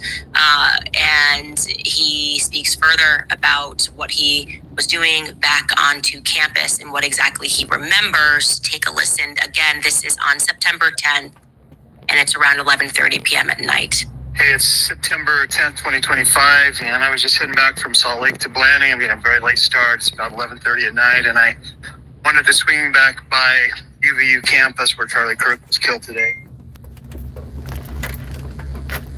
Hello.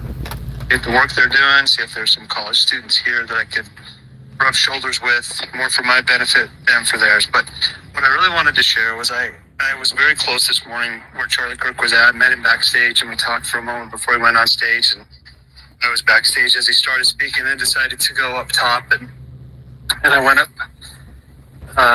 to the top, and ironically was very close to where the shooter was. Apparently, the shot was very loud, and I determined pretty quickly that whoever it was on the roof, and it was a 200-yard kill shot. Where was he? I don't know. I find this to be a little weird, but look, let's be clear. By no means conclusive of anything other than perhaps a strange coincidence. And maybe this is why he feels so impassioned and wants to keep speaking about it. Also, he's a gubernatorial candidate. Makes sense. This would be a political moment to show that you're a leader. And look, life is not exactly an Agatha Christie novel, right? Where the guilty party somehow inserts himself into the investigation. So I park that aside. I keep pushing, and I'm following more public leads. But also, I do recall in the back of my mind that both Phil and Tiffany Barker, and as it would turn out, another person that lives on that street with the last name Shumway, kept trying to get me to look into Governor Cox because he's, according to Tiffany, very supportive of the trans stuff. You should look into Tiffany said into Governor Cox. And similarly, the Shumway emails were like, you should look into this Governor Cox because he likes trans. So they're open and close. That feels to me always just like Fed bait, left versus right? He likes trans people, so it has to be him. Okay. Oddly, look, I'm just following the facts here. Nothing in my investigation has made me ask a question further about Governor Cox on that day. Nothing came up organically, so I'm not going to push it just because he's a Democrat. And actually, where I was at this process was that, pushing that because Governor Cox is his, sorry, I said Democrat because he's his, he's warring with him. And that's the candidate that he wants to go after. And I actually start noticing as I'm looking into this investigation that everyone who was involved on that day, I mean, literally the person who spots the shooter on the roof, military, the person who says, I just happened to be in the right place in the Flag of Halls where I saw him running, also in the military. And I'm starting to think, is it possible that this is like a military hit? I don't know, but I'd like to find out. Next came a tip that you guys saw me receive live on the show. A woman paid to say, Candace, there's more footage of the shooter on that day. And you should know that shooter was with a woman, right? That's typically I've seen that woman, the shooter was with a woman, and he was seen changing clothes, and that they've cut out that footage. So I reach out to that individual, and the name that they give me for the house that this took place in, and I'm able to confirm that this property is nearby, is owned by Lyman branch. So now I want to be clear, I could not attach whether or not yet this individual is related to Phil Lyman, but he's been honest about the fact that his family lives around there a lot. Like, the Steele Lyman clan is here. So I was a little bit on alert, maybe like a lot of it on alert. And I decided to just do a basic search into Phil Lyman. Like, is his family in the military? I don't know. I'm asking the question to myself. And I'm quite surprised that it's impossible for me to find out who his mother and father are. Like, I literally don't know what goes on in Utah, but it seems like a very weird thing to me that you would be able to keep information about who your mom and dad are private if you're running for governor, right? So I just simply ask Nick. I haven't shared any of this with Nick because I know that he worked for Phil Lyman, and I'm not accusing Phil Lyman of anything. I'm just like trying to actually shut that down. And he says, I don't know who his mom and dad are. I'm like, what do you mean you don't know? Okay, weird, whatever. And then decide to keep pushing on military leads that I have. people that were on the ground that day who I've confirmed were in the military. Anyways, then something insane happens. Nick calls me, and he's a little bit undone. He tells me that Phil Lyman has just showed up at his house. Now, I want to be very clear. Nick is 20 years old. He's a 20-year-old UVU student and a major super fan of Phil as of 48 hours ago. And he's very uncomfortable, and he tells me that Phil randomly messaged him saying that he was nearby in town rather, and asked Nick for his address, something that he never had. And Nick, quite naively, being this Phil super fan, thinks that Phil's going to come and offer him a job because he's been so on it, investigating this Charlie Kirk assassination. And that's not what happens at all. Instead, he says that he shows up, he opens the door for him, and his energy is very weird. And he's asking him weird questions. He's looking out of the window nervously. He sits down at the table. He's asking him questions about my investigation. I'm like, I shared nothing with Nick. I literally was asking him, can you go here, pick up this, whatever it is? And he is thinking this is getting weird. I said, what specifically did he say to you? Well, he tells me that Phil has also set up a time to meet with Ian Carroll. Okay, so Ian Carroll is conducting his own separate investigation. We are not collaborating at all. But Ian Carroll publicized that he was going up to Utah because he wanted to be on the ground physically by himself. And he was reaching out to people who had been speaking about having been there. And Phil Lyman is so gracious that he offers to give him a tour. And Nick tells me, he's like, that's really weird now because we're like 2 weeks on from this shooting, and Phil Lyman lives 4 hours away. So that's very, very gracious of him to do, but his energy isn't good. And then he mentions Governor Cox, and he mentions Tyler Boyer of Turning Point USA, and says that, again, this is according to Nick, that Tyler Boyer and the Lyman have been speaking, and that they're, really going to make Governor Cox, and I'm paraphrasing here, but apparently there's another Utah event, USU event coming up, and Governor Cox is supposed to speak, and Phil Lyman intimates that, at this TPUS event, Governor Cox isn't going to look great. I'm like, what? He then tells him, I'm going to go, if you don't mind, I'm going to take a phone call in my car. So he's just idling in a 20-year-old's driveway who just happened to work on his campaign, and he's on the phone. And he's why he's calling me panicking. So I don't know what to do. I don't know what's happening. I don't know why he's being so weird. I don't know why he's asking me questions about this investigation. And I'm like, yeah, this is weird. This is very weird. So then I'm like, I'm honing in here. I'm like, what's going on? I feel like he knows something at the very least. Maybe I'm wrong, but that's how I feel. And I begin actually searching through our tips box for anything related to Phil Lyman.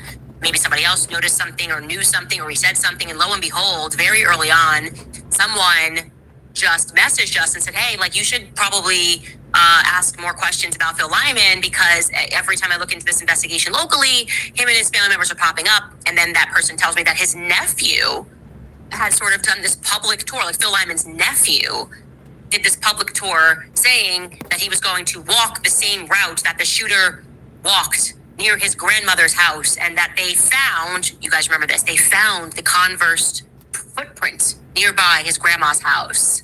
And he presented a map, this is it. This is actually from his Instagram. He presents this map, and his nephew's name is Shane. This was all public. I'm only looking at things publicly. And let's just look at some of these posts from nephew Shane. First and foremost, he's with his friends. I took my friends to my grandma's house tonight, and we retraced his steps, and we took pictures in the exact place that the security cameras caught him. I've been through this new experience for the last few days. I'm still very glad to have attended and to support Charlie Kirk and to see him. The last pic shows Converse brand footprints, and then he does hashtags, and here are him and the three friends. And by the way, I'm looking at the front on the right, and I'm like, I don't know. I'd like to know who that is at the very least, and I'd like to know who everybody in this photo is. This is just interesting. You guys are in the staircase and posting side by sides. They put these side by side photos of them in the staircase. And I just was like, I need to just know more about you, and I need to know more about these two individuals who I couldn't find on his friends list. And they certainly hadn't liked the photo, or else I would have messaged them directly to figure out who they are. And yeah, I found that very strange. And so I messaged Nick and I asked him whether or not he had ever received any images or videos from Phil directly. At the very least, we can see his line of vision so I can figure out where exactly he was when the shots ran out. And I'm wondering if we can maybe get some footage that we didn't have before when the shots ran out. And also, by the way, metadata is king. That's kind of been it's good to see because then I can put it in my timeline. That's why I love metadata. I can say if this exactly happened at this time. Strangely, Phil kind of freaks out. He doesn't want to share those photos with Nick. And he asks him explicitly, whose side are you on? Whose side are you on? I thought we were all on the same side. We're all trying to catch Charlie Kirk's killer one way or the other. You inserted yourself into this, got on the phone with me. I was not even trying to make any communication with you. I literally am just asking questions. And now all of a sudden it's like, oh, you don't want to answer any questions. You don't want to share anything. And he tells me that yesterday, Bill Lyman just calls him and he shouts at him.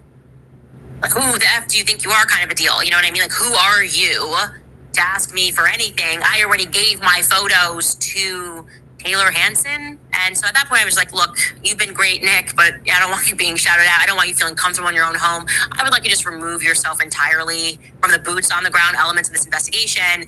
I don't think Phil is acting in a way that I perceive to be stable, given the fact that, again, he inserted himself in this investigation and we're asking, this is my car on the street. Okay, you want to be helpful. We're asking you to be helpful. And now all of a sudden you're showing up at 20-year-old's house and you're being weird. I don't like it. I don't like it at all. And I said I could reach out to Phil directly by myself. And I did. I reached out to both Phil and I reached out to his nephew, Shane. And I asked for them to identify the guys in that photo.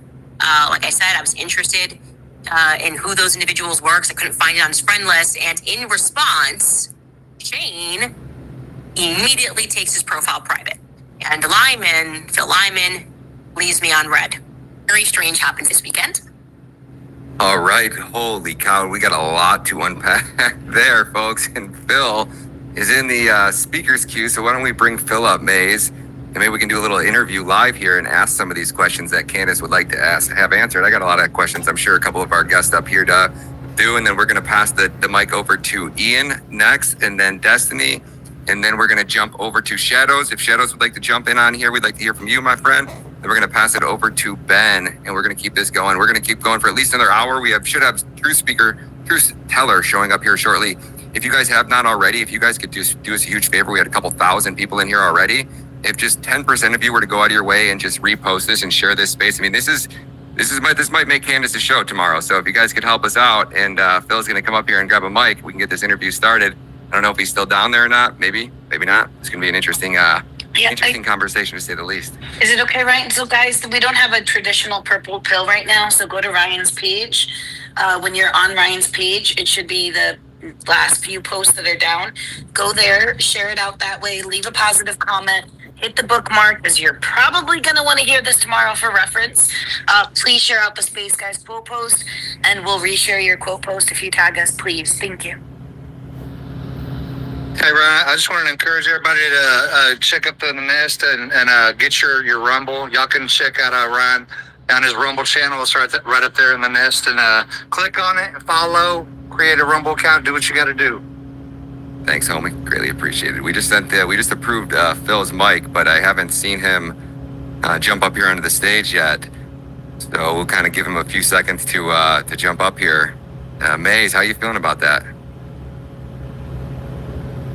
Or Dee Dee. I know May's probably busy. She's posting something in the right now. So. Yeah, no, and Phil, if you're in the, I don't see any. Let me make sure that Mike Mays has a mic check. Mike Mays, give us a mic check because it might be that's why we're not able. to bring I might have to drop somebody, guys. I got too many speakers up here. That might be what it is. Yeah. So let me drop somebody. I'm going to drop you guys, and then we'll bring you right back up here.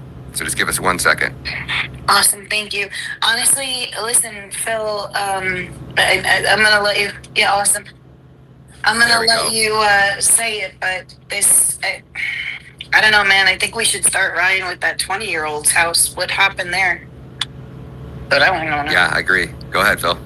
All right, Ryan, this is your show. I guess, if you want to spend 25 minutes playing Candace's BS, you can do that. But, Ian said he was coming out to Utah. I am 4 hours away. I called Truman and said, hey, if you got a minute, I'm just in the neighborhood. He said, yeah, you want to come over to my house, which is actually his grandparents' house. He'd invited me over there several times. He wants to work on my campaign. So I stopped by and I said, hey, I just wanted to see if you're going to be in town. I'm not going to be here. If Ian wants to meet with somebody, would you be willing to go over and show him? Because you live right here next to campus. I think that would work. That would be interesting. But I want to say something to start off, Ryan. I mean, you get on, you use pejoratives about me like it's weird. He's DMing me. Well, you sent me 3 DMs after the last meeting, and the last one you said, we're going to do another big space on Monday. If you're digging into Cox, I'd love for you to give us a 5 to 10 minute briefing on your findings. I said, I'd love to. And then I answered your question and I said, Ian Carroll is in town and hopefully he'll be on as well. I didn't say, I'm trying to hook up with Ian Carroll. I didn't say any of that stuff. So my family has been in that spot for 5 generations, and they owned all that property. The Steeles owned all that property. So, you can make a big conspiracy out of it. Well, they've got houses there. It's like, yeah, the whole neighborhood, the whole area was my grandpa's farm. It shouldn't surprise anybody that we still have property there. My mom owns like 5 lots. I don't think there's 12 homes there that they're owned by my family, but there's probably 12 lots, and half of them are owned by my mother. She grew up right in the house closest to UVU. That's really ironic to me. It's in the middle of campus. UVU's tried to buy that place for a long, long time. So when the parking lot is full, not just me goes and parks over there near my relative's house. Half of the students that walk down that street do. There's a reason for this. Okay, I want to hit a couple of things. Yeah, so Truman, yes, I don't know how old he is. I didn't even know who he was until a couple of weeks ago. He's texting me the day of the Kirk thing. He says, hey, I'm over here by the fountain. Let's meet up. I never did meet up with him. I texted that evening. I said, hey, I hope you're okay. Sorry we didn't connect. He comes to an event of mine on the 17th. Says he really wants to work on my campaign. I said, I don't have a campaign. I'm not running for anything. I am not a gubernatorial candidate. I ran against Spencer Cox. He gets me on a call with Candace Owens. It's not a cold call. I'm as cold called as she is. She gets her on. He has to drop off. So I'm talking to Candace, and I said, look, you can take it for what it's worth. This is who I am. This is where my family's from. And I'm glad to answer any questions, whatever you've got, whatever you need. They did not ask for footage from me. They didn't ask for any of that until Sunday morning. And his name's not Nick. It's Truman.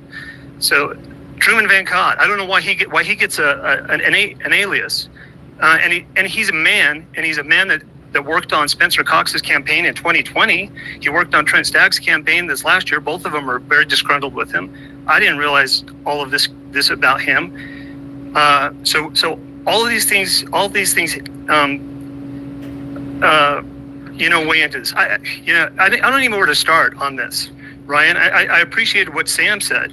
The ignorance is staggering. And people that get on here and say this kind of stuff, and for Candace to get on there and go on this long rant, we don't even know who his parents are. I'm a 61-year-old man. If you want to find my parents' life, do is look. If you do any Google search on Phil Lyman, you're going to find hundreds and hundreds of articles about my stand against the federal government in 2014 and 2015 and going to jail and all of these things that I've stood up.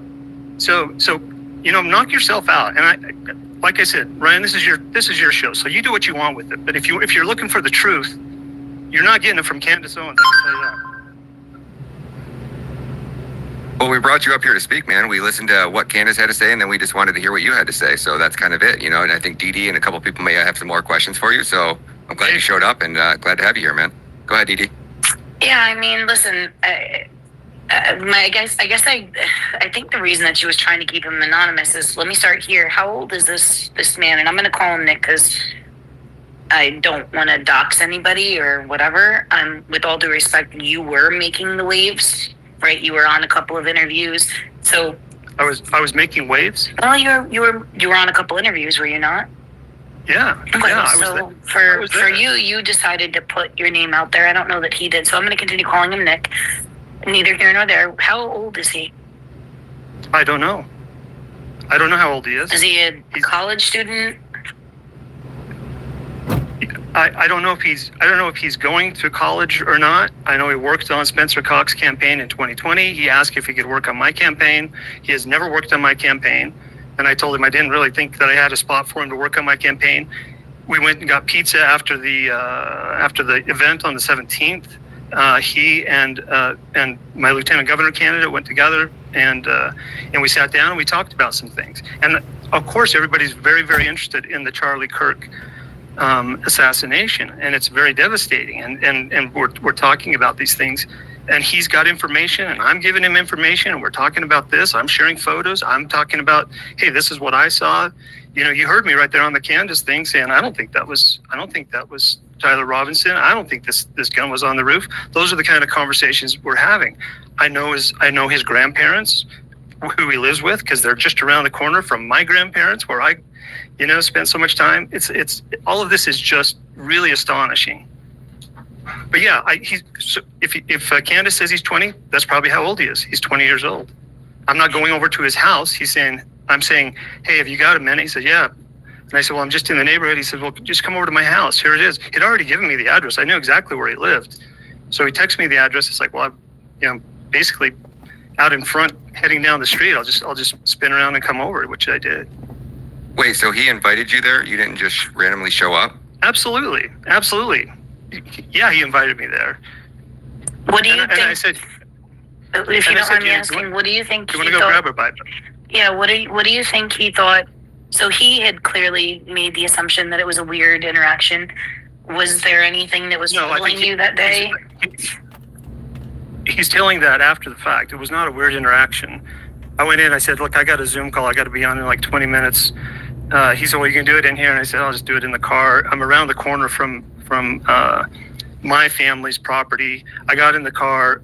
There was 2 ambulances that drove by while we were talking, and I looked at it, I was like, man, what's going on? And then I get out, and the fire engine comes right down 800 west there, and which is my family's thing. So I drive down, and sure enough, there's 2 ambulances and a fire engine parked in front of my aunt's house, the same place I was parked. It's like, well, that's kind of weird. So I mean, he can say that I'm looking out the window and it's weird. I don't know how many times in this program I've heard weird connected to myself. That's a pejorative term. It's designed to make somebody look like they're a crazy person. And I am not going down that path. If a 20-year-old who wants to work on my campaign says, oh, hey, can you just stop by my house, my grandparents' house? I'll be there in a minute. And it's like, oh, yeah, I can stop by. What I wanted to do was find out, are you going to be in town because Ian Carroll's coming? And I told him this, sorry, Ian. I told him, I said, this is confidential information. I know Ian doesn't want this out, so I'm not pushing, just keep it between you and I. Well, obviously, it's not between he and I anymore. It's everywhere. And I don't have any plans to meet up with Ian. I was hoping that he would be able to see me on Saturday night when he got there late. He wasn't, but yeah, if you. Hey guys, I streamed this from work, so y'all are gonna hear some background noise. Again, these are spaces on X. I'll click on this Ryan's profile right here. It's Ryan Matta at Ryan Matta Media. It's on his. If you have an X account, you can go on there and listen to it. It's a recorded space. I stream these spaces because most people don't know about these guys, and that we have these public forums where these really high level conversations are going on. And so yeah, this is actually from last night. But if you hear like beeping and crap in the background, I'm a crane operator, so you'll hear that for just a couple minutes until I get into the crane. All right, we'll go back to the program. If you want to know anything about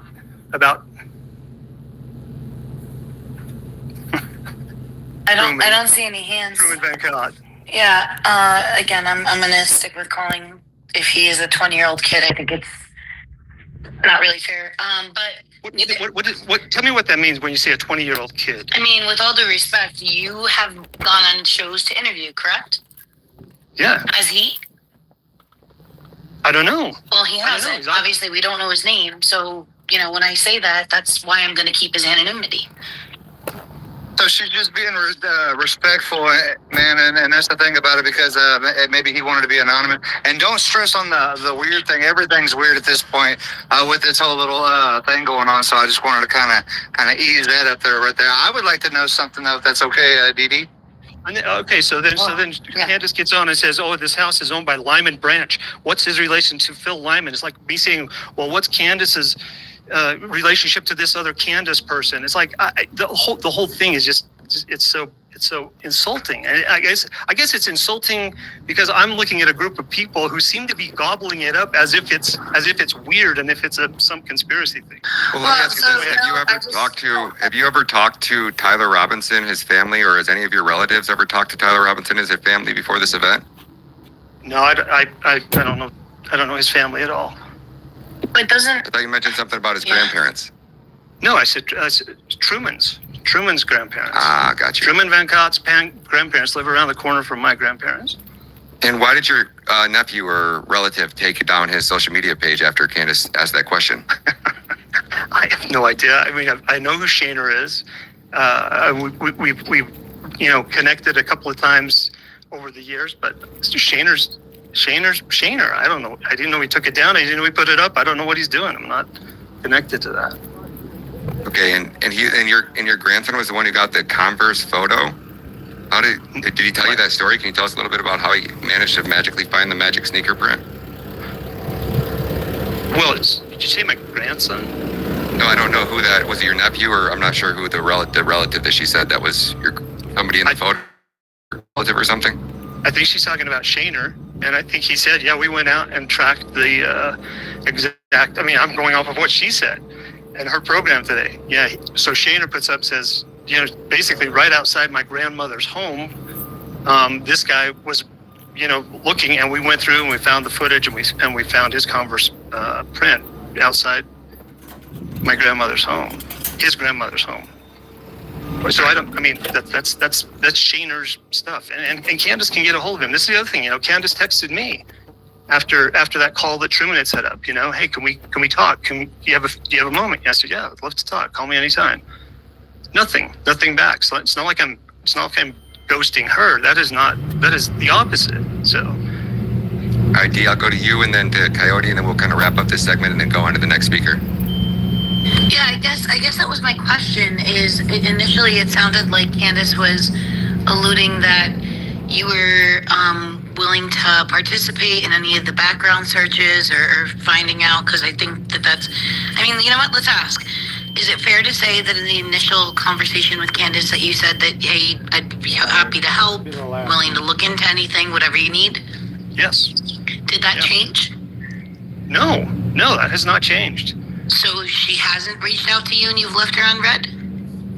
No, she has not reached out to me and I've left her unread. That's a lie. So that has not happened. If anything, I reached out to her. She said, a few more questions for you when you get a moment. Be glad to talk. Give me a call. Is now good. Nothing. So, no, I'm not leaving her unread. Wait, so she said that to you or you said that to her? She said, hi, Phil. Candace Owens here. A few more questions for you when you get a moment. And I said, would you like me to call now? And nothing back on that. Glad to talk. Was that via X or was that via text? That's via text. And then Truman, again, Sunday morning, says, hey, can you send me all of your footage? I was like, well, I've got a bunch of it. What do you want? Do you want me to give you the link to my Google Drive? I mean, I'm not opposed to giving it to you, but what is it that you want? I want your footage. Why are you being such a pain about this? Why are you not doing this? Give it to me now. Send it now. I was like, don't give me orders. I don't know who you think you're talking to or what's going on, but why are you ordering me? And he's exclamation points. I don't know what's going on. It feels like a setup to me, and it feels like if I had to make a conclusion with what I've seen from Candace today and what I've seen from Truman today, I would say Truman is still working for the Cox campaign.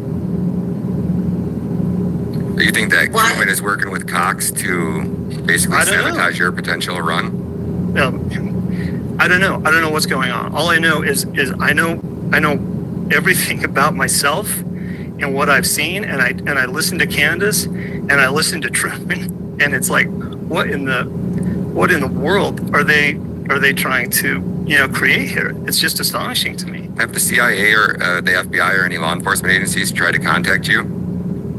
I sent everything I had to the FBI early on, and he said thanks, and that's it. No, they haven't reached out to me. Okay, do you want to jump in there, and then we're going to kind of move on? Yeah, just it's a lot right there. I would make a suggestion or whatever, because it seems like you got your you got Ian, Candace, and you've been talking to Ryan. I trust Ryan fully or whatever. I would suggest maybe like DM him some of the confusion, and maybe he can iron that out. Me myself, I'm a little confused on this whole thing right now, because it seems like maybe Ian wanted to meet up with you, and then Candace, and you're kind of getting like pulled on both arms, and evidently it's high stress in that little area right now. It seems like a kind of a little mom and grandpa kind of town, and it's high tension right there. But I was just gonna try to get, I guess, like a brief summary of kind of everything that's going on right now with this whole Nick guy and Candace snooping around for the audience sake. I mean, the summary. You guys know more than I do. You watch the full program. I hadn't even heard all of that until I listened to you play back. That was all it. That was stuff. it. Yeah. So I'm listening to that. It's just like, oh my goodness, this is. Could I ask one question? Candace was bringing up that you were saying in one video. By the way, I think it's awesome that you're up here and confronting all this. It's really cool. Could you clarify the weirdness that Candace is talking about? How you said you were, I think, on the mezzanine or above, and then you were below. She said there was two conflicting stories. Could you make those work for us? Sure. Yeah. There's a plaza. Charlie Kirk is at the west end. Up at the east end is where the shooter was from. I was at the west end. I walked up to the east end, which is up two levels up, and I was standing back at the east end, about 100 yards east of where Charlie Kirk's tent was, and I started to walk down walk into the building to go down the stairs when the gun rang out. So yeah, a few minutes earlier, I was standing next to Charlie Kirk. After that, I was standing up at the east end looking for my friends, still in full view of the whole plaza and of Charlie Kirk. And then when I walked out, I didn't go out and say that these girls had something to do with it. I went out and said, wasn't that shot right here? And they said, yeah, right over there. And like I said, it didn't dawn on me later. They weren't hiding like everybody else. Everyone else is like ducking and running. They weren't oblivious, and they actually had a little bit of contempt. And I thought, that's strange. Did they know that it wasn't a mass shooter? And if they said it's right over here, would they have not been frightened if there was a shot that came from there? So it made me conclude that possibly there was a group of people who were there to see Charlie Kirk get shot, and they weren't afraid of a mass shooter. And that was a story that was going around, that there was foreknowledge. There's also a weird clip that I saw. There's a guy, sorry to say weird, but everything's weird. Where there's an Indian guy that works for, I don't know if it's a newspaper or whatever, curly hair, sounds Indian, but he looks kind of like Aboriginal. He was filming everyone. He's telling everybody, go, move. He's telling everybody to run out. And he's running in the opposite direction, walking in the opposite direction to everybody. And then he goes, why is everybody running? It just seemed off. And so that made me feel that way. I don't mean he's, obviously involved, but that weirdness where some people did seem to not be as concerned about a mass shooter situation was a little weird too. And yeah. So who do you think's behind it? What do you think actually happened that day? I certainly don't know who's behind it. I think it's more Utah based than people want to admit, which actually does tie into this. Someone else brought up Tim Ballard. Tim Ballard is a good friend of mine. I was at his house Saturday night. We talk often. I've been around a lot of places with Tim. The same people that accused Tim came after me just before the election. The same attorneys that are representing those accusers of Tim are the same attorneys that were hired that worked for Spencer Cox. This is a dirty thing. Those attorneys work for Spencer Cox? Yeah, Suzette Rasmussen. And you got a paper trail of that and links you can send me? Sure.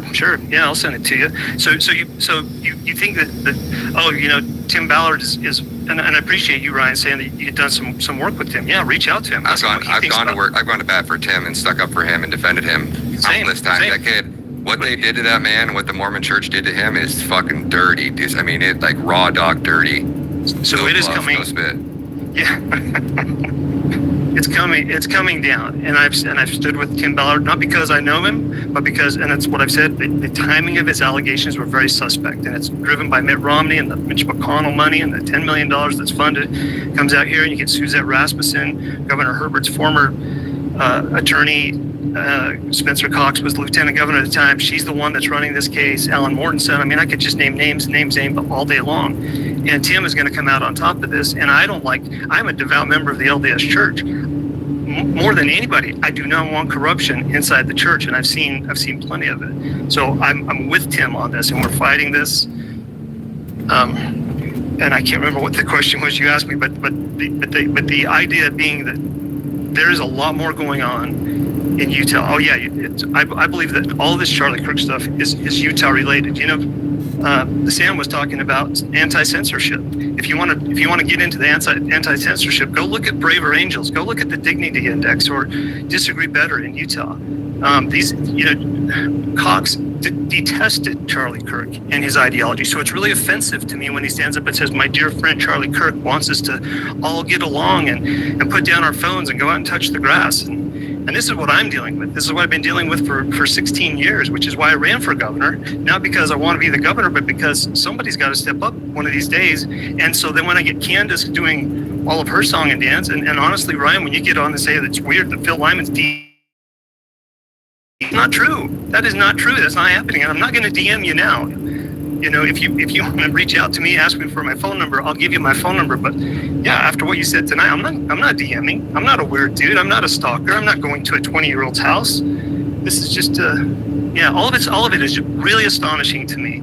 I got good vibes from this guy personally. Well, do you think there's any coincidence we got a about whole what? panel of people up here that want to Ask him about the Utah thing, about the LDS. All right, we'll come back to Phil. Thank you, man. I really appreciate you coming up here and giving in telling your story, man. That takes a lot of balls. It takes a lot of guts. Not very many people would have got lit up like Candace like that, and then came in here on top. And I appreciate you, man. I wasn't trying to offend you, right? We're putting on a show. I mean, it is, it's a Twitter space, man. So we got a lot of people coming in here. So I got it. It's part of the I show, do appreciate it. Yep. So I appreciate you, man. God bless you, man. Thank you for coming up. We really appreciate it. And we got Sam Tripoli in here in the house. Sam, how you doing, brother? Thanks for joining us. Hey, Ryan. Thanks for having me. I appreciate it. Can you guys hear me? Yeah, we can, brother. I know you're on a tight time crunch, so let me just give you the mic for 5 minutes and hear your take on this Charlie Kirk stuff, and then we're going to jump over to Ian, and then we're going to jump over to Ben right after that. Yeah, I just want to start off by saying free Tyler Robinson. Whatever his involvement is, I'm sorry, it's not what we're being told. I don't know if we'll ever know what actually happened. That's how you know it's a high-end professional hit, because they've literally laid down so many layers of doubt. I mean, every day there's a new thing going, look at this, look at this, look at this, look at this, look at this. It's being done on purpose. So I don't think we'll ever know. I mean, there's a lot of weirdness going on. Often somebody, I'm sorry. This is intelligence. And, someone brought up something's going on in Utah, the last speaker. I totally agree with him. I'm going to say something that's going to sound really stupid. But, when all that stuff was going down, there was always this talk about going to the Utah courts, getting the Mormons involved in some stuff.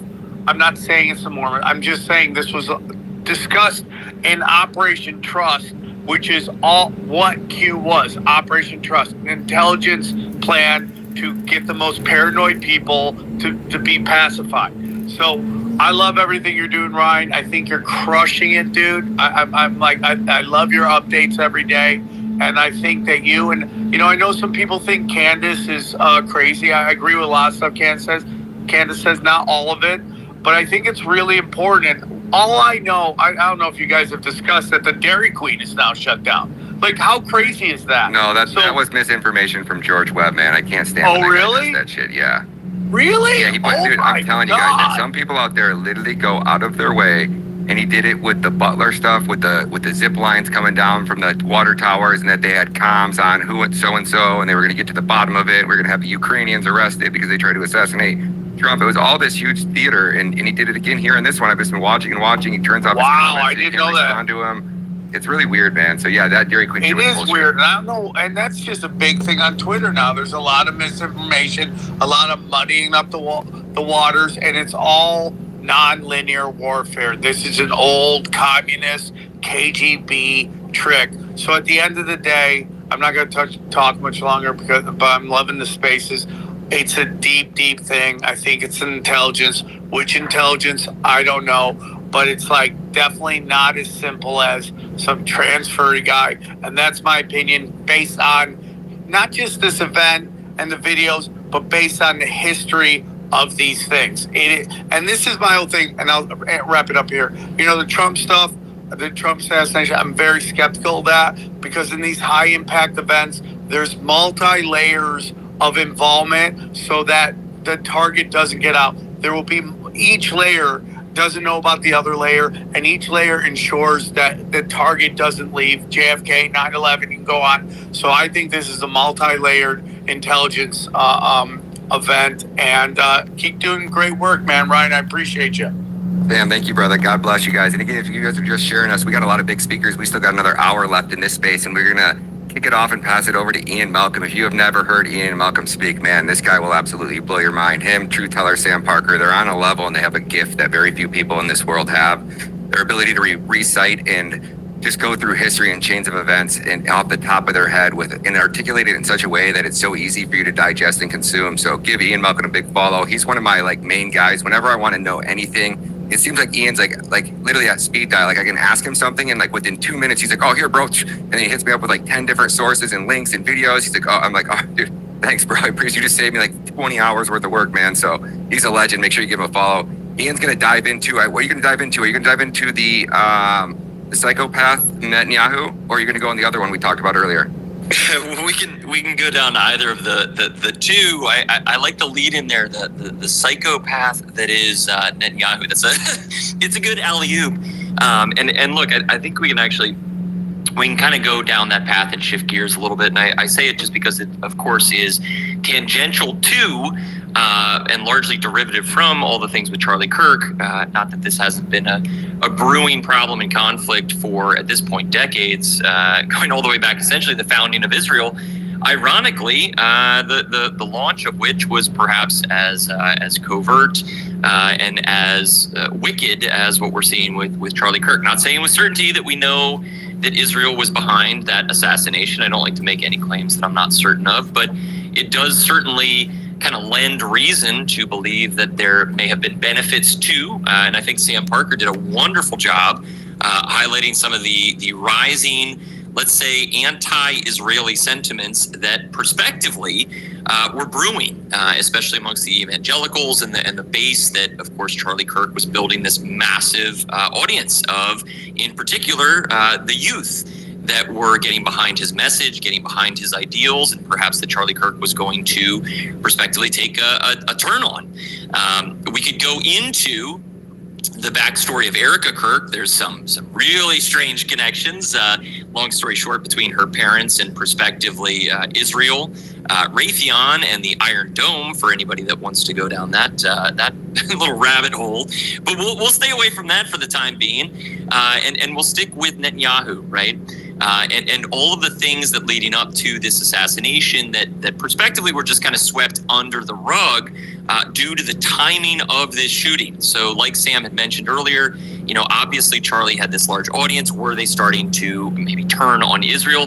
Well, wouldn't September 11th have been a really bad time for those individuals to hear the onslaught of content that would have been coming out from folks like those on this panel about prospective Israeli involvement in September 11th, all those years ago, which of course launched essentially 2 decades worth of military conflict that was not only fought for, but of course paid for. And then the refugees and the migrants of that conflict that were then resettled to the American continent, that basically bore the brunt of all of the fallout of that disaster, which was essentially entirely at the benefit of Israel. And I bring that up because this was probably the year in which the masses, which for a long time have been kind of kept at bay of this very uncomfortable reality that Israel may have been behind what some would label a false flag in September 11th. There's lots of reasons that we could make that claim.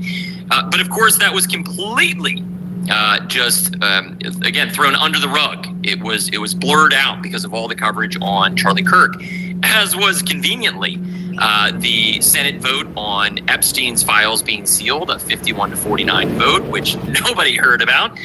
You also had Oracle, of course, making its acquisition of TikTok, which is getting a little bit of coverage. You had Marco Rubio going over to Israel, and you had a whole bunch of other things, 650 billion things, actually. Maybe it was million. 650 million things that were shipped over in the form of dollars to Israel. All within a 72-hour window of Charlie Kirk's shooting. So all of that getting completely overlooked because of this obvious assassination. Whoever was behind it, we can say that the timing, again, kind of beneficial to this group of people, that there's this growing animus towards. Now, we say all of that because, look, Netanyahu, I think he is a horrific individual. He gaslights, and I'm not sure if it's the unbridled arrogance or perhaps the ignorance to the fact that the world is starting to recognize that the emperor has no clothes, and God, isn't that an awful sight to try and visualize, because the two of them, between Netanyahu and Donald Trump, two individuals that I do not ever want to see with no clothes, they would be near the top of that list, but they certainly have none. And people are starting to realize and to see through the lies that is this Israeli machine. And in fact, they're starting to see it so much so that the fact that the media is overwhelmingly and disproportionately, almost in its entirety, owned by this one set of interests. And we could look at the top of essentially all of these companies. In fact, we could look at just Disney, Warner Brothers, and Comcast, those three companies in and of themselves, making up something between about 55 and 70% of all media between those three companies alone. And yes, the three companies that I just mentioned, all at the highest level, have Jews that are running them. We can add in things like Netflix, Amazon, Google. We could go to Paramount, but that's being bought by Skydance. Oh, and so is Warner Brothers. At the top of Skydance is none other than David Ellison, the son of Larry Ellison. Yes, they are both Jewish, and Larry Ellison, of course, at the top of Oracle, which again just bought TikTok. Now, why am I mentioning all these things? Because it's not enough for just the traditional media to be completely owned and subservient to these interests. It's not enough for essentially all big tech. And I can go down the rabbit hole. I mentioned, if I'm not mistaken, Netflix, Amazon, but we could go to, like I said, Disney, we could go to Google, we can go to YouTube, we can go on and on and on, Facebook, Instagram, on and on and on, until we get to X, which at the top of it has a Jewish head of product, a guy named Nikita Pierre, which Elon just celebrated. And speaking of Elon, he's got his multiple women with which he has, if I'm not mistaken, almost a dozen Jewish children. And so just about everything across the mainstream media owned by this tiny set of interests. TikTok was not. Now, I bring up TikTok because not too long ago, the US government was coming out and saying, isn't it atrocious that a foreign government, a foreign nation, has prospective ownership and control of TikTok? We must fix this. They came out and they said, none other than Ted Cruz himself, and we'll come back to Cruz in just a moment. But they said, for the interest of national security, this must be sold. Sold to who? I think people like Ryan and Sam Parker and myself would have said, it's going to go to Jews. And sure enough, it did. Nobody was remotely surprised that has been paying attention to this problem. And it just did. Now, the reason I bring it up in conjunction with Netanyahu is because this psychopathic individual who today Donald Trump is meeting with, I'm sure so he can suggest that Netanyahu win a Nobel Peace Prize for conducting such a moral, upstanding defeat of Hamas, when in reality it's just been ethnic cleansing and genocide of the Palestinians, of which the large majority, oh, by the way, were women and children. That's who's been murdered by the quote-unquote moral army.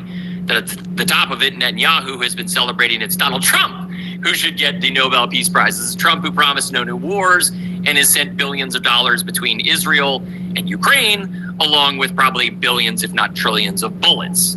Because that's the war machine that is the United States that must perpetuate endless madness, because people are starting to wake up. Wake up to what? The reality that this group of interests owns everything. It's not just the politicians, it's not just Donald Trump, it's not just the mainstream media, it's essentially all of big tech, so much so that Netanyahu can come out and he can say, we must control the modern weapons of war. That was the term that he used, oh, by the way. It was war. He didn't say we've got to try and manipulate the minds.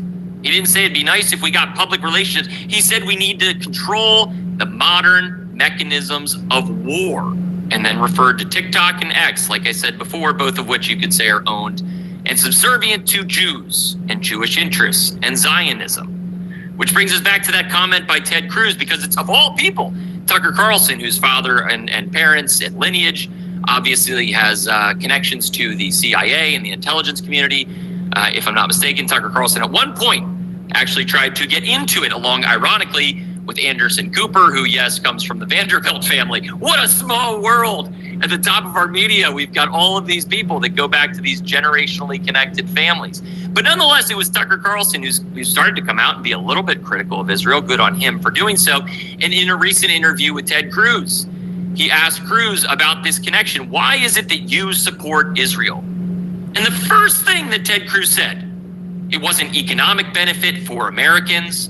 It wasn't the benefit of having maybe foreign military outposts in the Middle East for global security. No, it was because the Bible tells him so. Now, if anybody wants to, they can go to Grok, because even Grok will give you the answer on this one. Does the current state of Israel have any tie to the Bible? And the answer is no. What is Israel in the Bible? It's a family of people. It's not a geographic location. And I can make a really good argument, as could Sam Parker and a whole bunch of other people, that the current individuals that are calling themselves the Jews in Israel have no tie to the people of the Bible. So what about that land? Well, if that's not tied to it, then what is Ted Cruz doing when he says to Tucker Carlson, oh, we got to support Israel because of the Bible? Well, he's lying. He's referencing the Schofield Bible. You want to know who pushed that? Yes, it was Jews. And this is the common problem. This is the common denominator. We live in a world today where you are lied at by everyone from every direction, from the mainstream media to technology to academia to the Fortune 500 companies to the BlackRocks of the world that own all of those Fortune 500s, which, yes, at the top has Larry Fink, a Jew, who also is now the current leader, whatever you want to call him. He's the head of the WEF, which people like myself and again the others on this panel have been saying for a long time, is run and controlled in the interests of Jews. And now we literally have one. And these people basically tell every aspect of your society what to do, every commercial who should be a part of it, every movie who should be the lead, what the messages should be. And that's why your music, your movies, your advertisement is designed to do nothing but gaslight you and lie to you from time to time, but primarily just to demoralize you, to remove your notions of religion, of the family, of love, of truth, of honor, and nobility, to reduce you to nothing but an individual hell-bent on the next rush of dopamine from a video game, from some meaningless TikTok short, or from pornography, almost all of which is, yes, produced and owned and run by that same group of people. So no matter what direction you're looking in, it's pretty much filth, designed to remove you from the ether, remove you from something better, remove you from having an interest in making the world a better place. Why? Because it's currently run by psychopaths like Benjamin Netanyahu, who is not just in the White House today, because he's in it every day, because he runs it just like he ran Joe Biden, just like he ran Obama, just like they ran Clinton. We could go all the way back to the last person that really genuinely stood up against Israel, John F. Kennedy. What happened to him? What happened to his brother who wanted to reopen the case because he didn't believe the story about how JFK died? I wonder if there's a pattern to the Charlie Kirk assassination. The only difference is back then people didn't have the ease of communicating with one another the way they do today. And that's why the entirety of the state of Israel and all of global Jewry, which is supposedly offensive, but that's why they have to control and own everything. And if you don't think that Larry Ellison from Oracle bought TikTok on behalf of Israel, then go listen to Benjamin Netanyahu, who said, we got it. Because who's we? It's not Oracle, apparently. It's not Andreessen Horowitz, which at the top, yes, also a Jew. It's not Silver Lake, Jews on its board. No. It's Netanyahu and Israel, because they are Oracle, are Larry Ellison, are Facebook, are Google. They are all of them, because they all serve the same master. Which at the end of the day, you can ask, is that Netanyahu? And the answer is probably no, because the answer is actually probably biblical. And it's the opposite of Christ. It's the opposite of God. The thing they seem to worship just like the individuals when Moses came down with the 10 commandments. Hey guys, follow these. Oh wait, you're all worshiping a golden calf. Now what is that calf? It's not just gold because of materialism. It's a calf because it's Baal. It is evil. It is Satan. That's what these people seemingly worship. And that's up for debate. But if you look around, they're murdering a whole lot of children. They're lying to you and me. They're destroying the Western world. They're taking away everything that's good from the media and every aspect of pop culture. So when you look around and you're in what feels like hell, who do you think you're ruled over by? And with Ryan, with that, I'll throw it back to you, my friend. Ian, my friend, you absolutely never, ever disappoint. And tell me that Destiny didn't leave. Did she really? Oh, no, she did. I was totally going to go to Destiny next. Is she up here or did she drop? Oh, man, I was literally just telling. I forgot that she was sitting in the queue. I couldn't see her on the space, and I sent her a text message, hey, you're coming up next. And then I was going to go to Ben after her, but she must have dropped down. What a bummer. Man, Destiny had such a good piece. I hope she can get back in here. Maze, maybe you can shoot Dia text and see if you can get her back up in here. And we'll pass the mic over to Ben. Now, Ben is one of my OG homies. He's a Bitcoiner. He's an absolute Nostr maximalist. So if you guys aren't familiar with the Nostr protocol, I just want to give it a big shout out there and make sure you guys are at least keeping this in the back of your head with all the censorship. The people, kind of like the people, but the idea of Bitcoin and how it's basically decentralized and everybody all around the world is running a miner and we're all running our nodes, and it makes it pretty much impossible for any one government or any one entity to basically get the axe, or for the United States government to pick up a phone and call, say, Amazon, hey, take off this program off your servers, and they shut down. I forget what major social media platform that was rivaling with YouTube at one point. That got taken down because the government was able to go to Amazon and remove them from their servers. So what these people have done, is myself included, we're running what are called Nostr nodes. So all of our, we basically have hard drives. You think of like a giant hard drive. We've all dedicated hard drives that are just basically built this Nostr protocol. So instead of all of your data and information being stored on a X server that Elon Musk owns, and they can take, the keys away, or they can basically remove your content at any time for anything you say, Nostr is absolutely bulletproof. It is impossible for you to censor, and it is impossible for any one government or organization to ever shut this protocol down. So at the very least, you should check it out. Think about backing up your content there, so that way, no matter what, it's really, for the first time in all of humanity, we've created something where we are documenting wars in real time. We're documenting this genocide. So no matter how this plays out, unless they're able to take down the entire internet worldwide, they're never going to be able to censor what Israel did. They're never going to be able to change that narrative, because I've done extensive documenting and putting all of the genocidal content over on Nostr just to make sure that it's backed up somewhere in some place that'll never get censored. So as the history books are written generations from now, at least there'll be a few historians that are able to go back and go, oh, well, this is actually what happened. So without further ado, I'm going to pass the mic over to Ben, and he's going to go into convincing us why this is all a AI Israel, or not AI Israel, but I believe a false flag of some sort. It's all a psyop. I don't know, Ben. You feel it? You take it over, brother. It's the best intro I can get you. What's up, man? Yes. Well, first of all, thank you for opening the door to Nostr shilling, because I'm the biggest Nostr shill there is. I put a link to a post up in the nest for people to check out just to learn more about that, because my goodness, this is such a game changer, specifically for this wonderful group of people we have in here right now, which knows better than anybody how easy it is for these centralized platforms, X included, to completely rug pull you in some form, whether it's shadow banning or completely deleting your account or taking away your monetization or one of these stupid rules. It does not have to be that way. It should be decentralized on a protocol where we do our communication, and Nostr is fixing that. And there have been so many attempts at this mythical decentralized social media over so many years, and I take my word for it, I've been following this for a long time, trying to find, like, will this ever work, or is it all just going to be some stupid shitcoin scam? And this is the true solution. I've been in it for several years now, and I really think it's actually been figured out. So check it out. Go look into it. I think it's super exciting.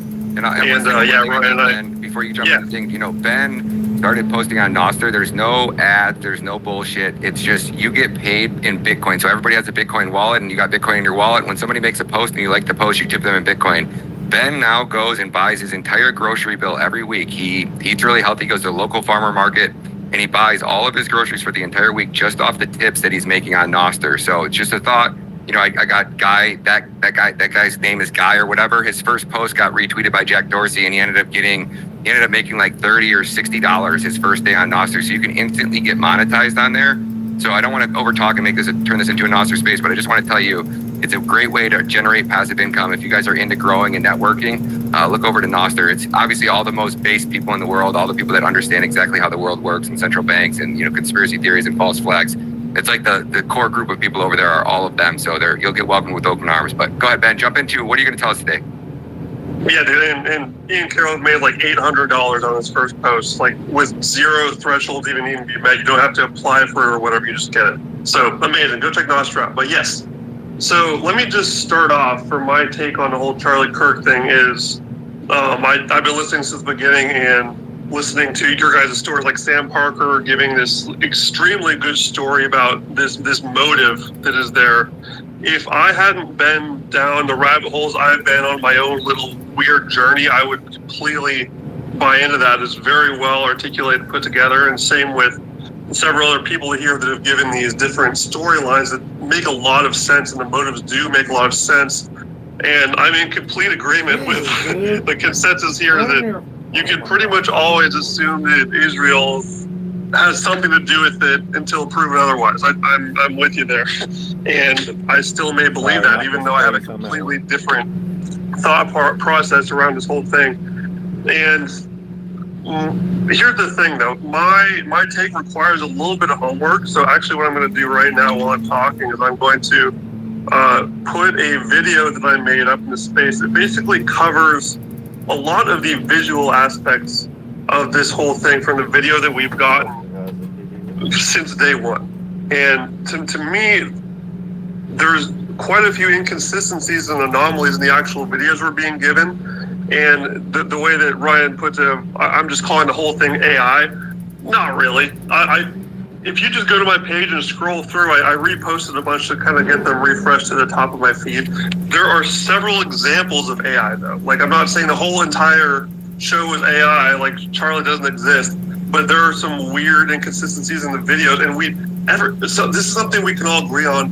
The videos we've gotten from this whole thing have been absolute garbage quality. They're all potato recordings. For some weird reason, we have none of these hundreds of 1080p videos from all around the campuses, Ryan, I know you've talked about. And so that's weird. Why is that? How come there's only that one close-up video that we saw in the beginning, and everyone's entire story has been built on this? And to me, this is where I am very separate from the crew of the internet, is that I've never gotten over that part of it. I just think that this is bizarre that everyone's kind of just run past this weird set of videos, and some of them have like clear examples of altering. So I just think that that's quite odd. And like I said, that's kind of where my stance is on this. Is I haven't even gone into this entire goose chase of who is Tyler Robinson, who are all these different characters involved, who done it, like Clue Edition. It's like a big Clue game. Everyone's running around trying to figure out who did it. But to me, I just still think that there's some strangeness, like the fact that aftermath picture where someone got a picture of the tent after the shot, and there's like a little puddle of blood on the table. There's nothing on the ground. There's not a drop of blood anywhere on the ground. They carried him all the way out to the SUV, and there's not a single drop anywhere on the ground or any of the people carrying him. These things are weird to me. And I put all of these weird things in that video that I just pinned up to the nest. It's the top one. It's about 19 minutes long. I encourage people just to watch it with an open mind and see what you think. I've gotten a ton of people tell me that this completely flipped their whole perspective on the situation. I think there may be a greater trick being played here, or a greater delusion that we're all under. And I don't fully know. And it brings up more questions than answers to me, even after I've been following this rabbit hole for a while. But I just want people to have it in mind and think, what if there's a much greater trick that's being played here? Because we all know that there's so many layers to the deception that we're being given. And I think it never hurts to just put on the biggest tinfoil hat you got and say, what if this whole dang thing is a lie? What if we're really being just played down this direction of total misdirection, where the whole internet has been deceived and we're looking in the wrong places? That's where I'm at.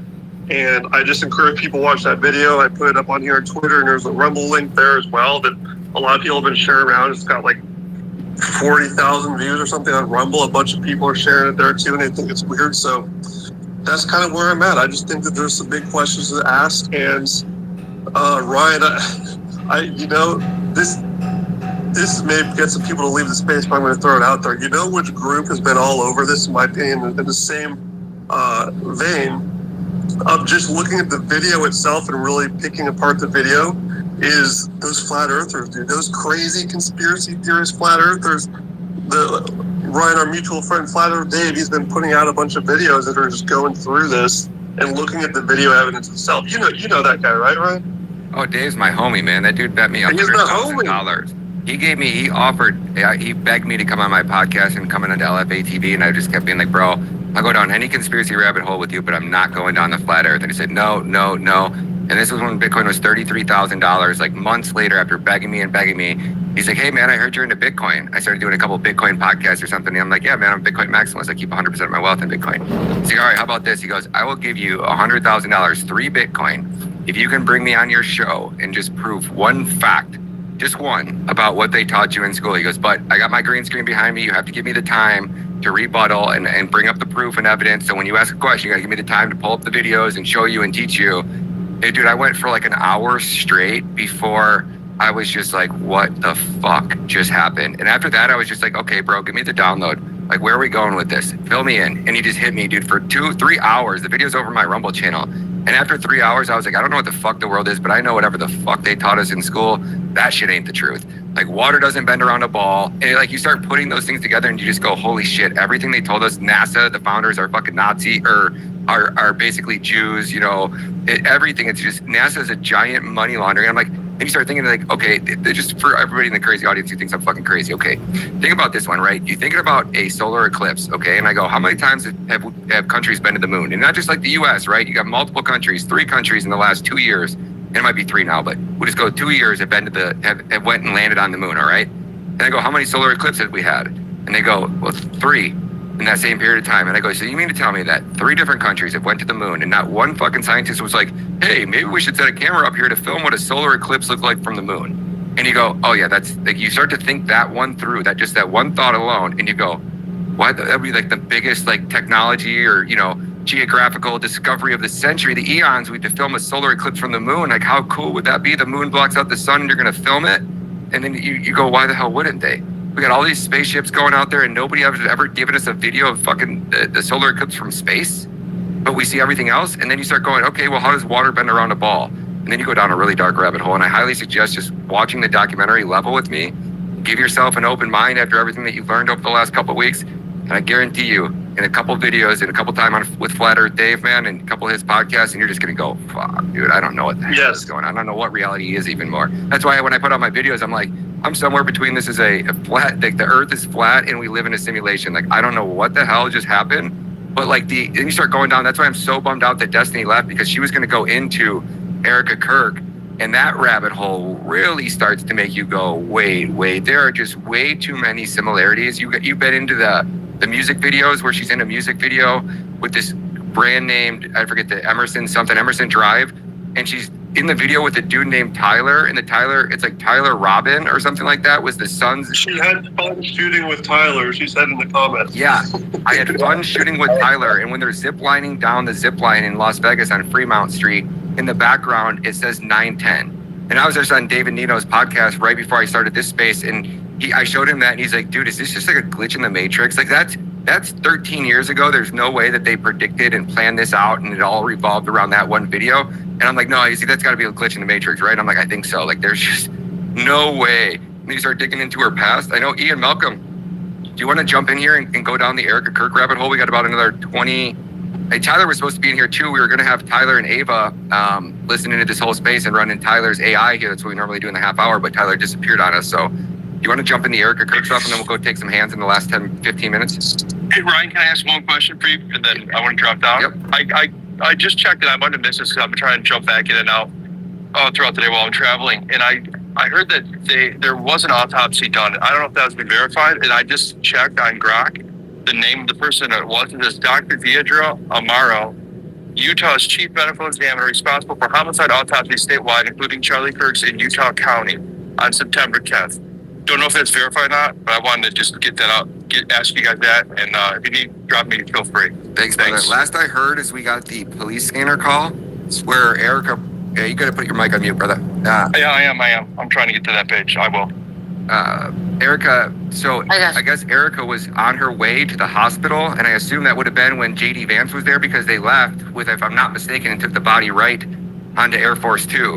And at that point, it sounded like the police were calling it in saying, hey, you know, we don't have an autopsy done, and they're here to pick up the body, or Erica's on her way. And he said, wait, what do you mean we don't have an autopsy done? Basically, we need to document that. Like, let's put that in the record that there has not been an autopsy done, and we're going to sign off on releasing this body. And it sounds like that's exactly what they did, which is kind of more bizarre because you have to have the body embalmed according to FAA regulations to fly with it, but maybe you don't when you're the vice president. You're getting on your own jet. You're putting the body in your own jet. But at the same time, like I'm not a medical expert. Does a body need to be embalmed so it doesn't bloat and stuff with the pressurized on an airplane like that? It just seems like there's a lot to risk there. And I know Maze wanted to jump in on that, so go ahead, Maze. Well, yeah, we can save that question for Ava, but I do think that like 24 hours, they already had that big, you know, that was when he was a bomb, and that they had that whole, I don't know, whatever it was that she was doing, I guess, with her hand and his hand and all of that. So within 24 hours, now that includes travel time, that includes like everything, and this is supposed to be. Maze, I don't think you can embalm a body that quickly. But see, this is what's crazy. Well, I don't know about that. I know one thing that, like, if I'm not mistaken, Didi, maybe you can confirm or deny, but like when you're Muslim, I think you have 24 hours. I think it's usually around 24 hours you go through this like cleansing process, and then they put you, but I don't think they get embalmed, or do they? But I do know that the 24-hour thing exists, but not for a fucking high-profile assassination. You know what I'm saying? The forensics are everything. Like, why would they rush this, move him out? It's almost like, I mean, I really don't understand how there's anyone that is falling for the narrative. It says 1 to 2 hours, Maze, so that's a number I got. What, that they can embalm? Can you check that out? You can embalm a body within 1 to 2 hours, but that's crack, so I don't know. But so you guys watch forensic files, you guys watch cold case files, you guys watch all this shit, right? Like the forensics are everything. Even if they don't, let's just say in that moment, do the deep dives, they preserve all of the tissue, they check, you know, all the x-rays, the trajectories. I mean, all of this information, there's no way they would have been able to do that in the amount of time before he left. Well, Maze, you got to think too is that, you know, I just watched Redacted, and this ex-CIA guy, and you know, they say once in the CIA, always in the CIA, so I don't know how much I trust the guy, but he seems pretty legit, and he was going on about, you know, it's standard FBI protocol when any event like that takes place, you actually they would have shut down the entire university, roped off that entire center. They would have brought out a dummy body. They would have built a body specifically the same size as Charlie Kirk. They would have put him in that chair. They would have measured, basically, they would have got a coroner report, the medical exam, to use and go trace through that bullet entry hole. And then when they would have got back up on the roofs and tried to set up lasers and actually been breaking down and doing, reconstructing the entire crime scene to make sure that when you go to court and you're going to charge Tyler, you have to have that evidence. And I know I don't want to overtalk it because I know we only got 13 or 23 minutes left, and we got Destiny back in here. So if you guys haven't been following Destiny, her work is fantastic. Her work on COVID, if you really want to see who was behind the COVID narrative, she was one of the very, very first people connecting it back to Israel, the CIA, and our intelligence agencies. I mean, I believe she's actually the very, very first one, if I'm not mistaken, who actually broke that whole story. I know a lot of people have taken credit for it and ran with it, but it was the work that Destiny did originally before anybody had her on a podcast like 2 or 3 years ago. And like, I think we went for like 2 hours or 3 hours. It was like when I was on the interview with Flat Earth Dave, I was just so mind blown at the intelligence she had. And it was off the top of her head, just boom, boom, boom, boom. So she's one of those few gifted speakers out here. Make sure you guys give her a follow, and I'm going to give her the mic. Yeah, no, thank you. Perfect timing. Perfect timing, because I wanted to talk about the Utah process of releasing a body. It was one of the first things I looked at, and I went and I made sure to be as specific as possible and find out 3 ways from Sunday to be very, very sure of this. And then I even got the Utah code to confirm in the law where this policy is held up, right? So This is what I got from when I asked specifically how long from the moment like of death and like, you know, police arrive or they get the body or the hospital to releasing a body to a family, right? If it's a homicide, specifically, you know, assassination, specifically high profile, specifically with FBI involvement, like all the accoutrements that would possibly change and fasten it, I made sure to check that. Now, in Utah State, the medical examiner has supreme control over a body before releasement. So for the medical examination, the autopsy report, the investigation files, all of those have to be taken through the chain of command of the medical examiner before they give the signature to the family to release the body. That process in Utah, even high profile, even FBI on site, even, you know, a murder, still takes average 3 days. Average. Okay. Now, it's very, very rare that it's done in less than 24 hours because unless they know who killed the other person, the guns accounted for, the bullets are accounted for, and it's a full investigation to determine the death, right? If it's by homicide, that means something killed that person. They need to make sure they know exactly what that is. And if they don't have that, they can't sign off on the body until they've determined the actual cause of death, right? Which I don't even know if we've gotten any bullet casings from, you know, his body. They said it's made of steel. We didn't get any of that, so I don't know how they would have surpassed that massive step, right? And so when I heard the dispatch of them saying that they're not doing an autopsy, I'm wondering, like, the biggest grace that I could give that situation, because it sounds so off of policy, is that in law, is that possibly maybe the dispatcher could possibly have been wrong, and maybe they didn't do a toxicology report or something, which wouldn't be necessary for like a you know, a very obvious, blunt, you know, kind of visceral murder. Like, you wouldn't necessarily need that unless it was suspected for some reason. I don't think anyone suspected drugs or anything, so they wouldn't have done that. And perhaps they misspoke, which is a possible thing, and they did do the autopsy, and he just misspoke and said the, you know, toxicology report, which is something they normally do with a lot of, you know, dead bodies. So, but those are more for like accidental deaths. They're trying to figure out what happened. It's pretty obvious when he's got a big wound on the side of his neck that he was, you know, something has impaled his neck. So it's pretty clear. But I have a list of questions and problems. And I did, by the way, Ryan, look into that CIA, it's a whole school inside of UVU. It's a whole program. But the one who is missing, I found the Rate My Professor for him for UVU. They have totally scrubbed him, but you can find, they have a Facebook page and a LinkedIn page that is dedicated. It's called the Utah Valley University National Security Society, right? They have like a societal club for it, and they have a program there. And so I found all that. I documented all that. I'll be posting it here in a minute. It's just been, I've been compiling. I've just been, you know, consuming data. And that's, they even won the Cyber Grand Challenge for the intelligence, different campuses across the United States. They won it in 2019. So they're fairly good. They're highly ranked. They're highly funded.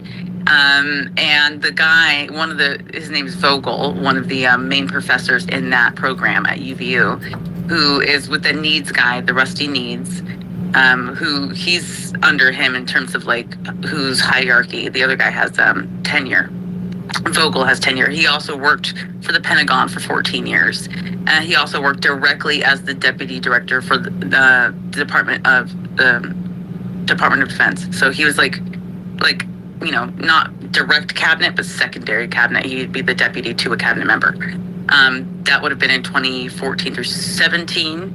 And so that would have been, you know, somebody he was appointed his last time in Trump's administration, which is interesting, of course, to know. The guys, both of the teachers there that are no longer like on the website, but it's very clear because you can find the residuals of them all the way up till 2021, 2022 postings. And for Vogel, you can find him as, you know, a couple months ago on his LinkedIn. Still working at the school. He's a Georgetown graduate, which was a solid lead for me to obviously say that he's CIA. I'm not accusing everybody in the world of Georgetown, but when you're at the Walsh School of Foreign Service and you tend to have the behavior of being around, you know, intelligence for all your life, it's pretty obvious. But like your friend who laissez-faire was saying, there are many, and there is quite a grouping of them in like the Midwestern region of this kind of new programs. I wouldn't say new, but within the last 20 years, they've really caught wind. ASU is another one where Erica Kirk went to school, where she got her foreign relations degree at. That is one of the number one in the country right now. It's surpassed Georgetown in terms of proficiency for producing intelligence agents. Keynote speakers Avril Haines, former ODNI. And so Utah's one. Actually, I think there's two in Utah that are like big on intelligence. There's Arizona State's huge on intelligence, and there's a few other ones in Colorado. One in Colorado, I don't know which one it is. And there's one in Washington as well that are very intelligence driven. So there's a lot of these programs. They do work heavily, especially at University of the Utah Valley. They work a lot on Middle Eastern affairs and Russian affairs in terms of who they're, making boogeymen. It's very clear by their programs that they run. They do working abroad. They do cyber challenges and intelligence challenges and simulation exercises with the DoD and exercises throughout the year. It's very involved. And it's very, it's impressive what they're able to accomplish in such a small, little, tiny, you would never think, unless you looked into it, you would never think. It's pretty neat. But there's something like, and I haven't posted it, I'm going to post it, but like, I have to ask a question because maybe I'm just stupid and I didn't know this. But has anyone heard Candace ever mention the significance of that campus to her and Charlie personally? No, but please go into this Erica Kirk. That's what I thought you were going to dive into. I know you've been digging down that rabbit hole. Can you touch on that a little bit? And maybe we can extend this. She's wild. She's wild. Yeah, Erica Kirk. There's massive inconsistencies in like the years in her family, which she doesn't like to name a lot. They've really only been in the recent articles. Her mom, Lori Francie, is tied to two different Homeland Security contracted companies. One is AZ Tech, right, which is one that was with the father, even though they're divorced, so it doesn't make a lot of sense there. She owns multiple patents that go back to the first patent that she actually held is with her first company, Intelemet, which was magically created just before 9/11. And its first patent was September 10th, 2001, the day before 9/11. Her first patent is literally the pre-anniversary of Charlie's death. It was September 10th, 2001, the day before 9/11, was the Intelemet's first patent that she has the intellectual property of. And along with another person named Guinta, Lawrence Guinta, which pops up quite a lot. And the mother's changed her name. She's changed her name, I think twice now. She's gone by two different names. The father comes from a Swedish family. They're immigrants and they're in a Swedish fraternity, a sorority, like a fraternity it's an order. It's called the Order of the Vikings. Kent is his name. Kent Fransby was the chairman of the Order of the Vikings, which I don't know what the hell they do. They're just a Swedish brotherhood of some sort. It's just interesting to note. But the mother has worked with Rathon. The very first, when Homeland Security, which got instituted with the Patriot Act, right? This is something that came with the NDAA 2001. Yeah, I don't mean to. Let me stop you just for 1 second. I know we had a ton of hands, and I'm not sure. I'm not cutting you short. I'm telling everybody that we're going to extend the space a little bit longer. Trues ended up not starting his space till 12, and I haven't heard from him yet. So we're going to do at least an extra half hour, maybe an extra 45 minutes, so that way we can try to cycle up everybody's hands. So if you guys could just do us a huge favor, please make sure you retweeted the space out, share the space, and then throw up a request and come up and join and grab a mic for us. Go ahead, Dee. Sorry. Oh, you're fine.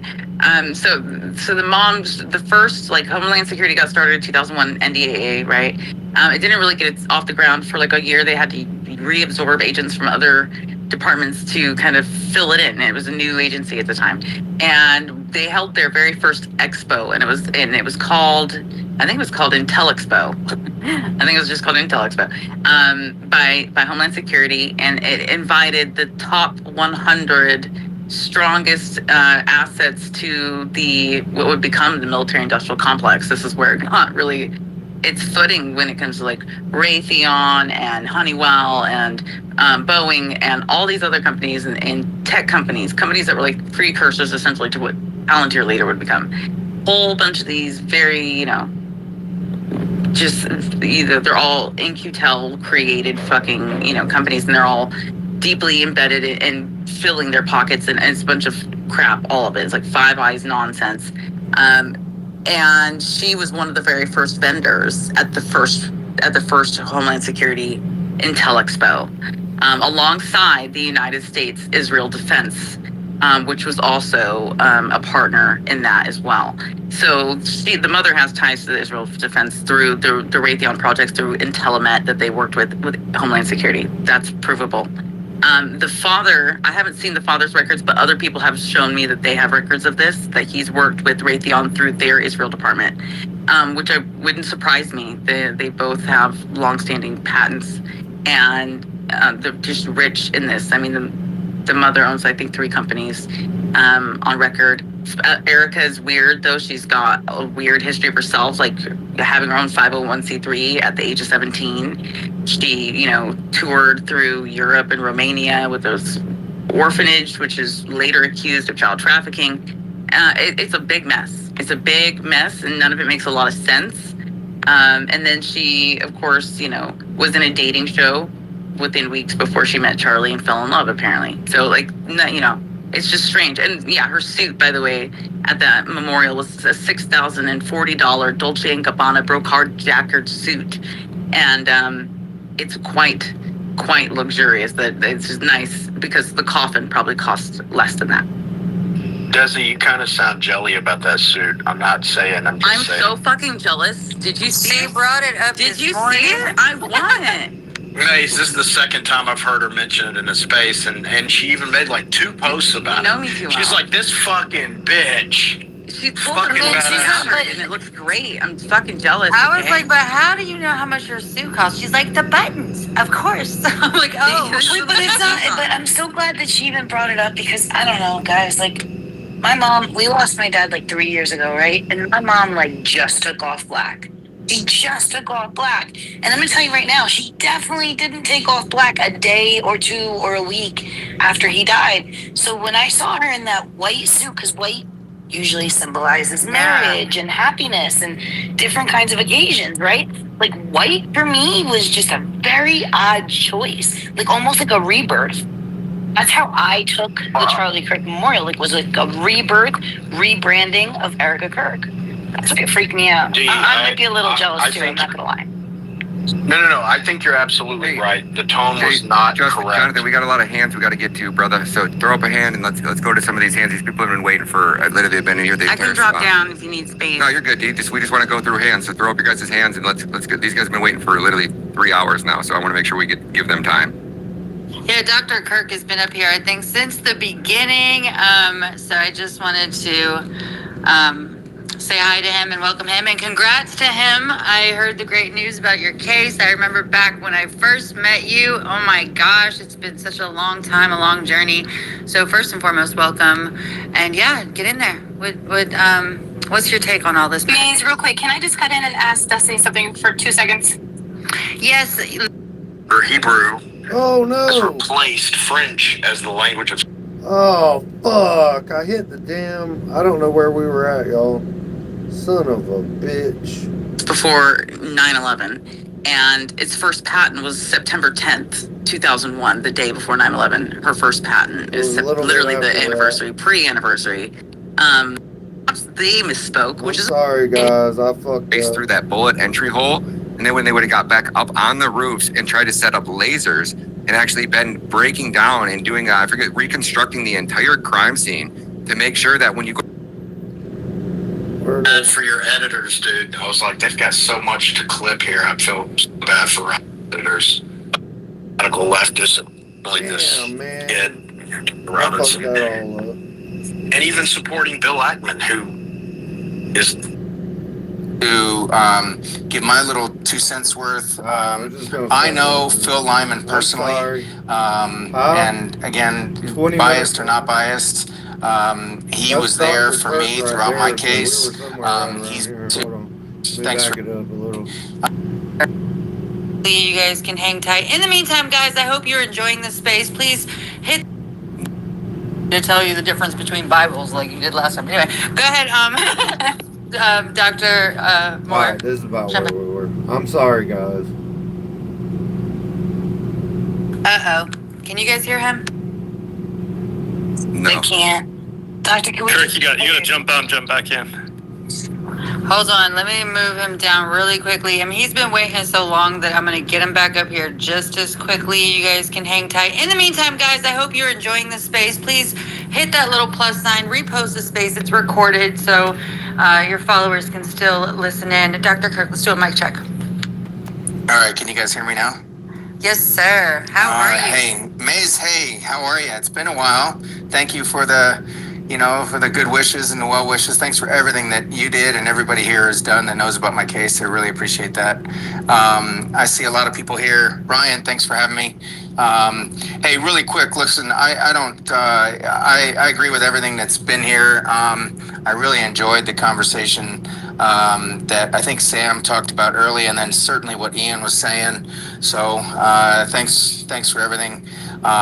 This whole thing is a mess. This happened about literally 20-30 minutes from my house, and my son was actually supposed to be there, and he decided at the last minute to not go. But I just wanted to give my little 2 cents worth. I know Phil Lyman personally, and again, biased or not biased, he was there for me throughout my case. He's been through a lot with the whole, with the whole Utah political scenario and the whole political scene. It is a fucking disaster here. And anybody who's worked for Governor Cox in any capacity, in any way, shape, or form is initially suspect to me unless they prove otherwise.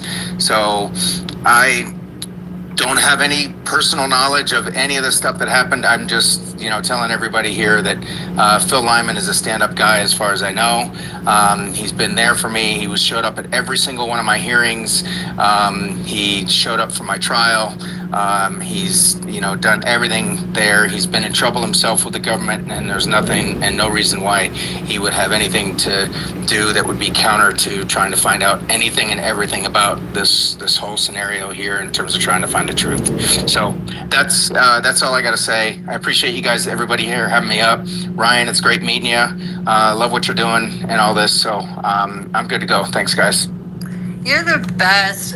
I appreciate you coming up and saying that. I was having technical issues right when he was up here, but what I kind of gotten a sense after hearing him speak is that the young man was really excited. You're on the phone with Candace Owens, you know what I'm saying? And you have this, I think that he may have hyped it up and put a little spin on it.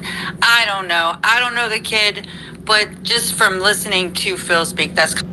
For those of you that are asking about what's going on, this is a space on X. Most people don't know about X spaces. Okay, you can go on X right now if you have an X account, or you can just make one. All you need is an email. And you can go to Ryan Matta. He's the one that put on this space. Most people don't know about him, so I stream these spaces while I'm at work. It was a live call, a live space last night. If you look, it says right there at the top of the screen, 7 hours ago, 27,000 tuned in. That was on X, okay? I love listening to these things. It's way better than TV for me or anything. There's so many high-level intellects that come into these rooms, and so I just go ahead and stream them. All right, I got to get back to work. That's kind of the sense that I got at it. So I do appreciate you coming up. All right, well, thanks. Thank you. Okay, I know also, I think it was David or Jonathan. I don't know. Jonathan. Okay, yeah. Go ahead, Okay. David. How are you, my friends? Well, I do want to say, Ryan, your content is delightful. I really haven't been watching it until recently, and I take a measure of pride on behalf of the resistance in what you're doing, and Destiny and Ian. So it's really absolutely, and Sam. I do want to say this, how we conduct ourselves in terms of making truth claims I really want to make this point because people keep, you don't believe anything. We're hearing this more and more. Gosh, it seems like everything is a lie. When you're defending, and this is for all of us friends, when you're defending yourself or your point of view out into the real world, I tell my nieces and nephews, and I tutor all of them, no matter how clever you are, if you are deceptive or if you're a liar, people are going to know it. They're going to figure this out about you. And conversely, if you're honorable and decent, they're going to figure that out about you. But the people that know you and constantly hear you, so when we're talking to the rest of the world, we know that we're constantly being lied to. We know that and nobody can defend that.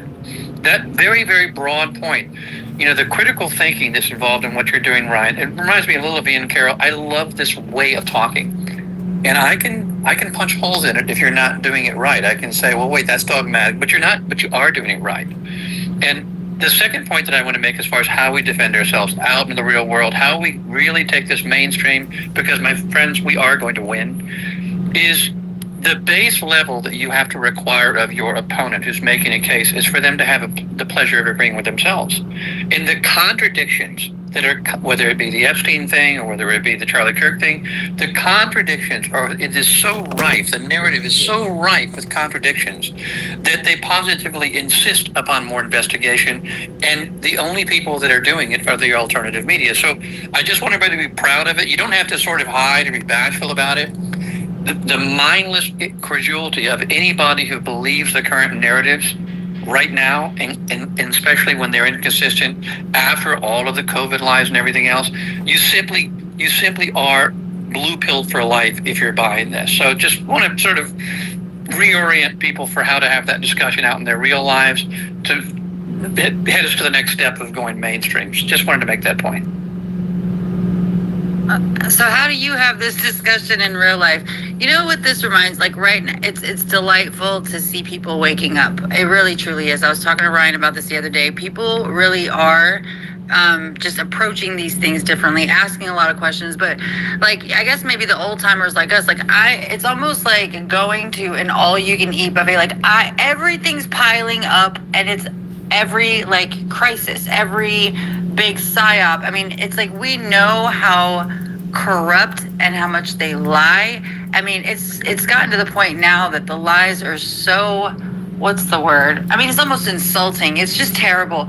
And you know how I'm so done. I'm just so over it. I'm tired of it building, but we don't really have a remediation path. So I just want to toss that back at you real quick. Well, do you think about that? The devil's roost is that it doesn't exist, and what the Orwellian left is trying to do is get you to believe that truth itself doesn't exist. That is, of course, we know this isn't true. There is no philosopher, there is no scientist in the history of human race that thought that the veracity of a given point was dependent upon the number of people who subscribe to it. But the waking up, if I were to put all the volumes of history in front of you, I would tell you, what is this? What is this? Why isn't history just 5 pages?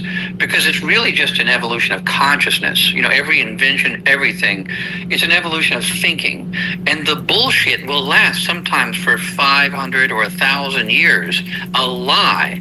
But in the long stretch of time, Charles Darwin is right about this, the truth wins out.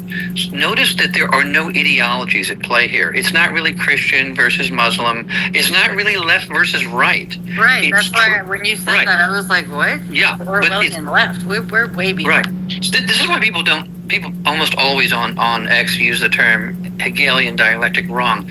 The Hegelian dialectic is the idea that you move from the lower to the higher towards truth.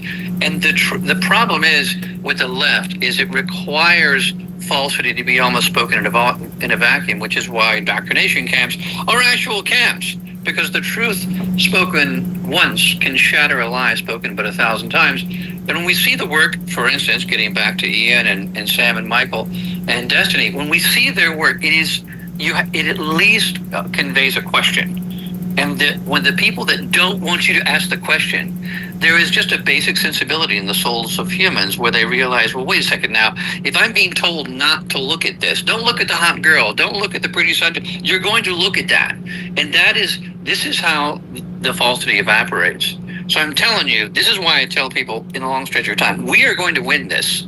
You want to be on the right side of history. Don't say, oh gosh, it's all so overwhelming. Oh, they're coming at us. Yes, they have the media, they have the military, and they have the money. But the people who have the truth are the ones that are in the position of advantage. And these people, not only do they not have the truth, but they have no ideas. They're completely out of everything but what? Censorship, intimidation, and lies. I'm telling you, apostasy is on the rise. It really is an absolute replay of the Reformation, except the religion, the ecumenical religion that we're fighting, is statism itself, is the people that have taken control of the state, pulling all the buttons and levers. But notice how many people from all walks of life, from all supposed ideologies, are now going, well, these people are full of shit. I mean, the media is constantly lying to you. The state's constantly lying to you. And again, and I'll finish here, they don't even have the pleasure of agreeing with themselves. Yeah, I hear you. I always appreciate hearing your take on things, and I'll save my I'll save my rebuttal for another space. And not a rebuttal in a bad way, but I do think that in order for us to really get traction, we're gonna have to push the conversation forward in different ways. I can't just sit on optimism anymore. And that's my own thing. Maybe I should go meditate, touch grass or something. But right now I'm just kind of I don't know. I'm just in that mode where it's like, yo, we have a narrowing window. I think y'all, have been in the spaces where we talk about how tech is definitely advancing that little window too. So, but I love what you say, and I love the comparisons that you make. And so, yeah, but hang out up here for a little bit, David. Let's tap in with Jonathan, and then I believe it's Lune and Falu, and we'll go from there. Yeah, I wanted to. Who the fuck said that? It was me. I missed. Hi. I wanted to give Truth and Ian a shout out because to add to something that Desi said or clarify a little bit. As I understand it, and Ian, correct me if I'm wrong on this, but Erica's father is the chairman of Rathon Israel and does extensive work on the Iron Dome. And John McGuire, who was one of the key people, or has been one of the key people, running cover-up for the identity of the killer and really pushing it was a radical leftist, really this kid, Robinson, and even supporting Bill Ackman, who is the one who offered the bride. Hey, Justin, you outside or somewhere away from your Wi-Fi? You keep kind of clipping in and out. Just giving you a heads up. Yeah, I was doing that on purpose, Ryan. My bad, buddy. Is it okay now? Yeah. You know how to put it on voice isolation, right? You just have a loud ass background. I don't know. No, it's not the outside doesn't bother me. It's just the fact that his Wi-Fi was cutting in and out. That's what was. You were clipping there for a minute. I don't care about the crickets. Don't ask me personal questions like that, Mace, in public in front of other people. My bad. Come on now. But yeah. Can you explain to people very quickly, like just a nutshell version, why the Raytheon piece is so important? Maybe people don't know what that is. Like if people, I feel like you guys don't know who Jonathan is. Let me just give you a little credit, man. This guy, again, like Ian and Sam Parker, there are very few people who have this gift that Jonathan has, and I think he might have it better than he's like on the level with Truth Teller. His ability to recite stuff. I sat down with him for 5 hours, Jonathan, and this dude, at one point I was like, bro, I don't think I've talked in the last hour. And he's like, oh shit, I'm so sorry, bro. And I'm like, no, dude, you're fucking killing it. But I need a drink of water or a smoke or something. And he's like, all right, my bad. I was like, no, dude, you're fucking on fire, bro. Don't stop, man. So he's been absolutely killing it. I just sent him all so bad. I felt so bad for your editors, dude. I was like, they've got so much to clip here. I feel so bad for editors. But I appreciate I appreciate you coming and doing that. That was very kind. But the only thing my editors don't like, Jonathan, is the fact that your username is changed 3 times because you keep getting deplatformed. So they're like, bro, where's Jonathan's shit going? I'm like, I don't know, dude. Just fuck it. He's changed it like a dozen since it's so hard, dude. Sure. It's so hard to keep up with him. At least 20. I gotta go through my account because it matters how many people you follow versus the amount of people that follow you. And I'm like, gosh damn it, Jonathan, you got 20 accounts. I gotta go figure out what all your old accounts were. And you make a completely different name every time. I'm like, bro, just stick with the same one. So when I search for you, I can figure out, oh yeah, he's got a new one. There it is. But no, It's always something different. Oh, they find me that. Now he went they to a find me different easily. gender with big boobs. Did you see the big boob? That's funny. What happened to the big titty girl? Yeah, I don't. I did. That is good. The Israeli girl. Dude, I had so many people in my DMs. I'm like, I promise I'm not the one. This is not. This is not the slide into my DMs for you right now. But anyway. But back to Rathon. Yeah. So the Iron Dome has basically three main companies that are involved with hosting it, overseeing it, maintenance, and making sure it's operational at all times. And those three companies are Rafael Defense Systems, Rathon, and Halliburton. Halliburton is the one that actually hosts the Rafael Defense Systems platform. So for those who don't know that, that's Liz and Dick Cheney, and they're hugely tied in with DBRE, Trammell Crow, a bunch of people who would have had an interest in Charlie Kirk's death and are hugely involved in the commercial real estate game with a lot of these intelligence agencies in the southwestern United States. So Rathon,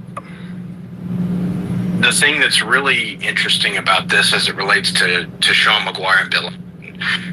So Erica Kirk, her father is Rathon chairman. He's one of the lead architects for the Iron Dome itself. Well, in December of last year, 2024, the Likud party and one of their legacies, Hamatal Meridor, who is former GM of Palantir Israel, was who the NSA actually hired to put backdoors into our major social channels and applications some years back. He co-founded this company called Kela Technologies, AELA, which is Hebrew for sling. And she co-founded it with some Jewish Americans in the United States, notably Sean McGuire of Sequoia and Josh Wolf, Lux Capital. But on the Israeli side, you not only have Hamatal Meridor, you have Ofer Bar-Elan. And his name is spelled O-F-E-R, and then Bar like bar exam, and then I-E-N. He is basically the lead architect at Rafael Defense Systems and one of the chief architects of Israel's Iron Dome. And now you have McGuire and Bill Ackman, who are leading the charge, along with Elon Musk's participation in pushing this narrative that Charlie was killed by, this leftist, lunatic, trans, fuzzy, whatever bullshit they're creating. But everything that's happened in the aftermath has given their game away. I mean, we now know unequivocally that basically Erica Kirk, how compromised she is, remains to be seen. But I think I would speak for everybody in saying that it's been alarming. Now, all of the ties that she and her father and her mother, who has interests in the UK and is a director at Superfeed, where Tyler Bowyer is the chairman. Now, I mean, that's obviously Charlie's. You might need to go hug your router. Do you have a router? You're gonna have to go. I don't know what. All right. Sorry, cutting out, bro. Pretty bad. We're getting a sentence, two sentences really good, and then all of a sudden you just go quiet for a minute, and then you come back and we can't hear you, and you're like, we're missing words. And it's hard. I hate when people don't know how to be in this. Yeah, I'm really just not trying to do that. I'm where I'm always at. If it gets bad again, I'll drop down and come back. But the thing that I heard tonight that I haven't confirmed, but apparently Erica speaks Hebrew, which is, in my estimation, that's kind of sus as fuck, especially since. Oh, really? I did not know. Yeah, I did not know that until about an hour ago. And Henry Kissinger is notably quoted for saying that Yiddish, or Hebrew, has replaced French as the language of spies. And he said this back in 2017, 2018, right around the time that he said the war is Jews versus Gentiles. in his book that he co-authored with, I can't even remember, but I'm like, what are the chances? Like everything that is. Whoever just asked that, who was that? Gonna stop the chosen one, Gnosis, Mercury. The way to defeat tyranny is by spreading the truth far and wide. The truth wins, buddy. Happened in the aftermath, and that memorial service, that was a WWE spectacle. It was completely, tonally inappropriate. And like Desi said, and Dee Dee said, the attire for, Erica is, completely incorrect for the mood. Really bad, love. Is it just me, guys? Really I don't know. No, it is cutting. But Jonathan, she went to Liberty Bible College, so that would not be out of the spectrum to be Hebrew and Greek at that Bible college. Yeah, I learned Hebrew. I mean, I went to a Oh, there he is.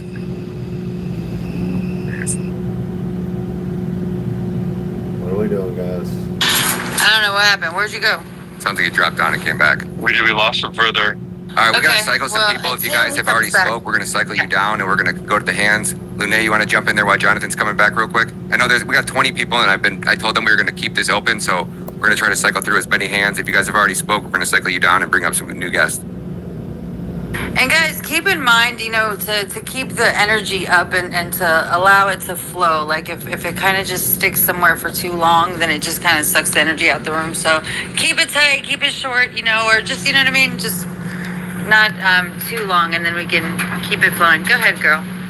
Yeah, no, I was just gonna say I'm kind of late to the club. So, did we question Phil Lyman? Like, what happened? What happened? So right when I end up having the worst glitches ever, right? Anyway, long story short, I didn't get to hear all the questions that they asked, but I did come back to Dee Dee asking some pretty good ones. Dee Dee, what all did you ask him about? And from what I did hear, more of the explanation side, he just kind of seemed to, the way he made it seem was like that it wasn't really all as suspicious as perhaps maybe the kid, Nick, we'll call him Nick, made it seem, but I don't know. Well, more importantly, so Candace, she ended that episode by trying to figure out who the kid in his nephew's picture was that he posted on Instagram that looks more similar to the picture that they put out of the shooter than even Tyler Robinson did. So Candace, I don't know if you guys, I'm sure you guys watched the episode, but she was trying to reach out to him directly and Shane to see who that friend was in the image, and they didn't contact her back. Did anybody happen to ask him who that kid was? Yeah, she asked him. Didn't you ask him that, Dee Dee? Yeah. Yeah, we did. I don't think he gave a really good concrete answer, though. Lune, just swing back there, because everybody already sat through all those questions. So if you just swing back into space, he was up here for like 15 or 20 minutes. That's what I was thinking. Okay, cool. Yeah, I can always rewind it, but I just wasn't sure what was going on. Also, Ryan, I've been meaning to tell you, Candace is clearly watching your stuff. A couple episodes ago, she referenced FBI slop, and then just today, she also mentioned slop as well. I was like, oh, she was watching Ryan. That's awesome. Slop, it's garbage, man. Thank you. No, she needs to hurry up and reach out and have Ryan on. Yeah, let's get me on there for that next documentary we got dropping in 2 weeks. It's gonna be a banger. That's what I mean. If you interview him, that's all she needs. She's trying to get to this guy, and she can't get contact to him. So why don't you interview him? And then you'll be on her show in no time, I'm sure. Interview who? Bill. Just did. That's her. That's like. You personally. Well, we did kind of in this. We did a live interview right in this space, and we asked him all the questions that we needed to ask him, and he was up here answering question after question from everybody. So that's all. I'll send her the clip. I'll send her the clip of his face. There you go. Well, yeah, do that. And you know what? You know what I'm going to do? I'm going to start enforcing this, Ryan. We're going to get everybody to tag her, especially one of the times when Ian is up in here, because they're friends and they talk. We're going to get her up in here and we're going to introduce you. I see it. It's manifesting right now. That's literally my thought. That's been my thought since I've been telling you to watch her since all this stuff happened. Like, she needs to get on a space or somehow in contact with Ryan. I commented during one of her one of her lives, I threw you in there, Ryan. And you know what's so funny? It was not letting me spell your name out. I could not spell out Ryan Matta at all. I kept getting an error when I was trying to comment her with your name. I had to like smash your name, your letters together. Like every other name that I mentioned Tyler Robinson, everything else, but every time I tried to put Ryan Matta, I could not. It was so aggravating. Hates me. But anyways, JC. Right. I know the people here have been following, obviously, all of your Charlie Kirk stuff. But for those of you that don't know, Ryan Matta makes documentaries, and his documentaries are like, I mean, by far the best ever. You could probably single-handedly arrest and convict tons of child traffickers that are in our government. I mean, everything from the level of detail to the policies to the executive orders, like, these are phenomenal that literally showed how our government was participating with the cartel after when Biden opened the borders. And I'm saying all this to say that go check out Operation Amber Alert. It is super important. These things should never just die off and be forgotten about. He has all kinds of documentaries. One is coming out. But the reason why it's important for somebody like Ryan to get connected with her is because that stuff that you report on is extremely important and it needs the exposure. So anyway, I hope you guys are following him and check out the documentary that he has pinned to his profile. And yeah, sorry about that. And let's do a mic check for Jonathan. You back? Mic check. Do it again. Jonathan, they've been gaslighting you this whole time. You've been sounding fine. Yeah, I've had people in my DMs like, dude, I think they're fucking with you. They are. I heard you the whole time. I'm dead serious. I'm actually gaslighting them. You sound like shit. I was like, hold up, because yeah, no. But go ahead. You sound better this time. Go ahead.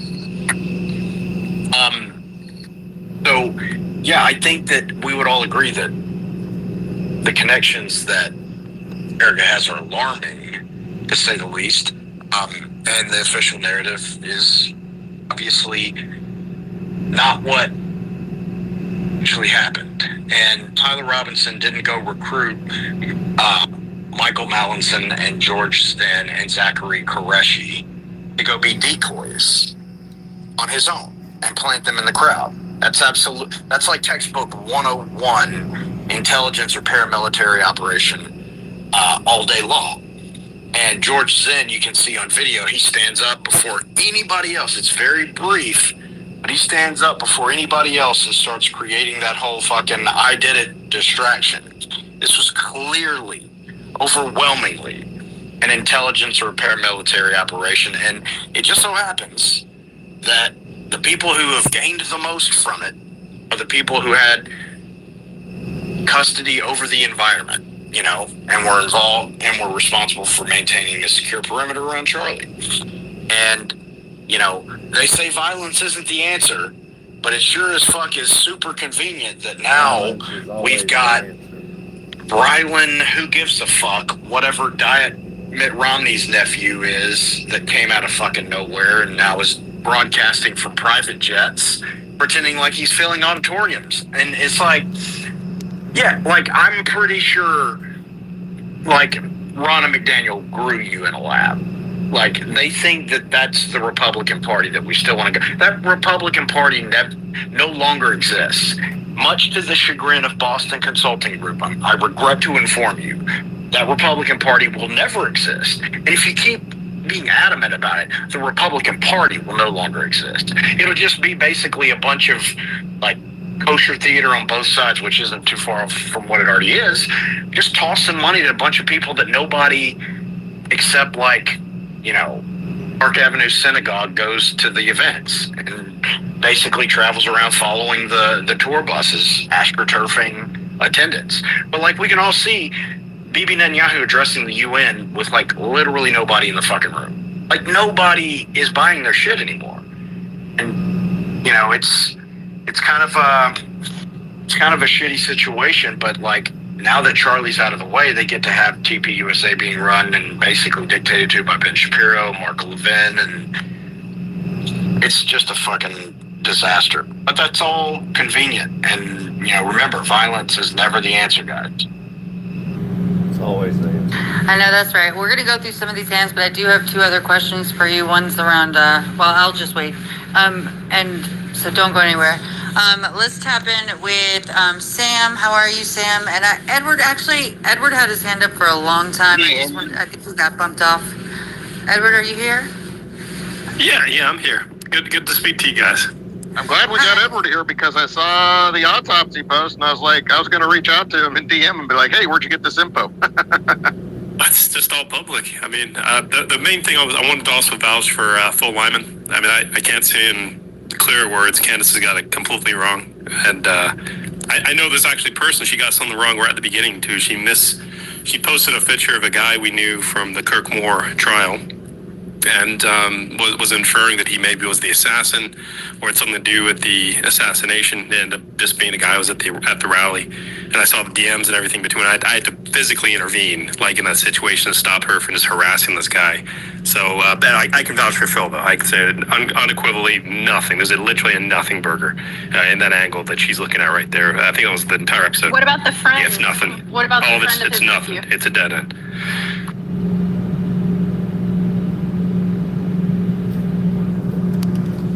What the hell? Oh, okay. Did you want to say anything about the autopsy, or sorry? Well, just an autopsy was conducted. The autopsy has been done. It was done before. What was your, just so we can all follow up on that, what was your source? Where did just you the charging documents. Yeah, just read the charging documents. Everyone should be reading these open source documents, like to know what the official story is and also just basic facts of it. The official documents, and you could say even the like sheriff, police level documents are that the autopsy took place after the after the hospital part that everyone's been hyper focusing on. As you saw the report came out today, right? No. You saw the report. Just read through the report I put up on Died Suddenly. That's all the facts, all verifiable facts. And I mean, if I need to do a report on that stuff, I guess to show everybody, I'll do that. But that post itself, you should be able to find every single piece of fact very easily that I put in that post. Okay, if I wasn't suspicious before, I'm suspicious now, but I'm gonna keep it to myself. For now, so I figured out. Okay, so I have more people agreeing with me. Interesting. Well, anyway, did you have any other questions for him, Sam, before we tap in, Sam Parker, and then we're gonna go to the other Sam, and then we'll tap in with Frank. Yeah, and Tyler's here too. That's right. Go ahead, Sam Parker. No, I'm good. I just wanted to know where I'd got it, but that makes sense, so I'm good. All right, thank you, darling. Go ahead, the other Sam, then we'll go to Frank, and then, we got to tap in with Tyler. And oh my gosh, we can ask all types of stuff. What's up, y'all? Go ahead. What's up, Ace? What's up, everybody? Doing well. Just, on this Charlie Kirk thing, the amount of anomalies, I ran it through 3 different models the other day, including 2 were local models. Like, the amount of anomalies in this, the chance that they'd coincidentally line up it's even worse than the fucking 9/11 commission report story, right? Like, it's all bullshit. It's bullshit. I think that that whole Charlie Kirk Data Foundation thing, I don't know if anybody's started to investigate, who's behind that, or if the answer has come out yet. But I think that's important because I think it made a lot of people scared to even be like, fuck it, like, this is weird. This is bizarre, okay?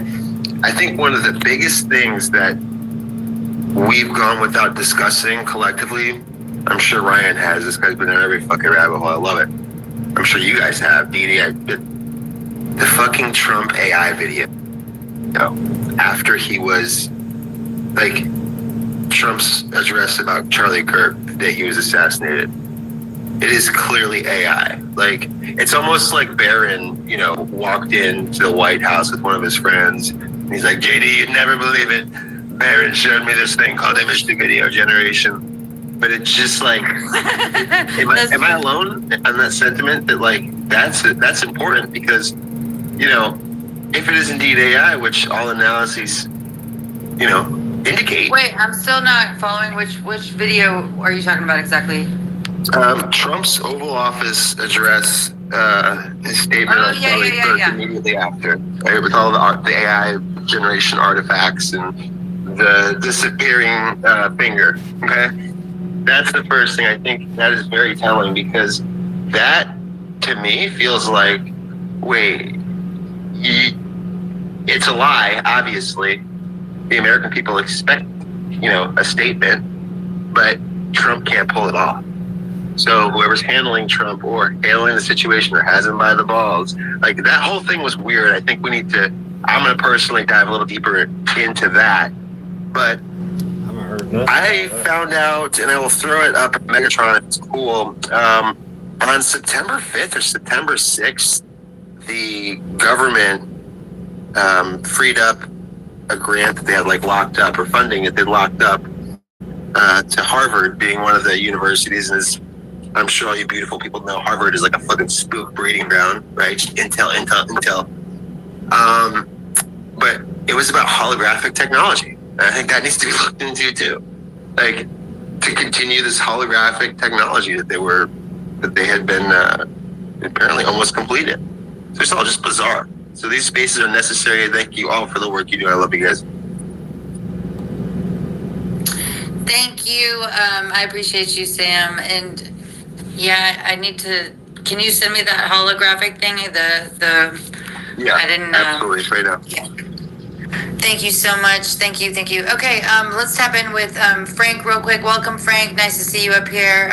Jump in, and then Tyler, I'm coming to you right after that, and we can dive into Abba. Go ahead, Frank.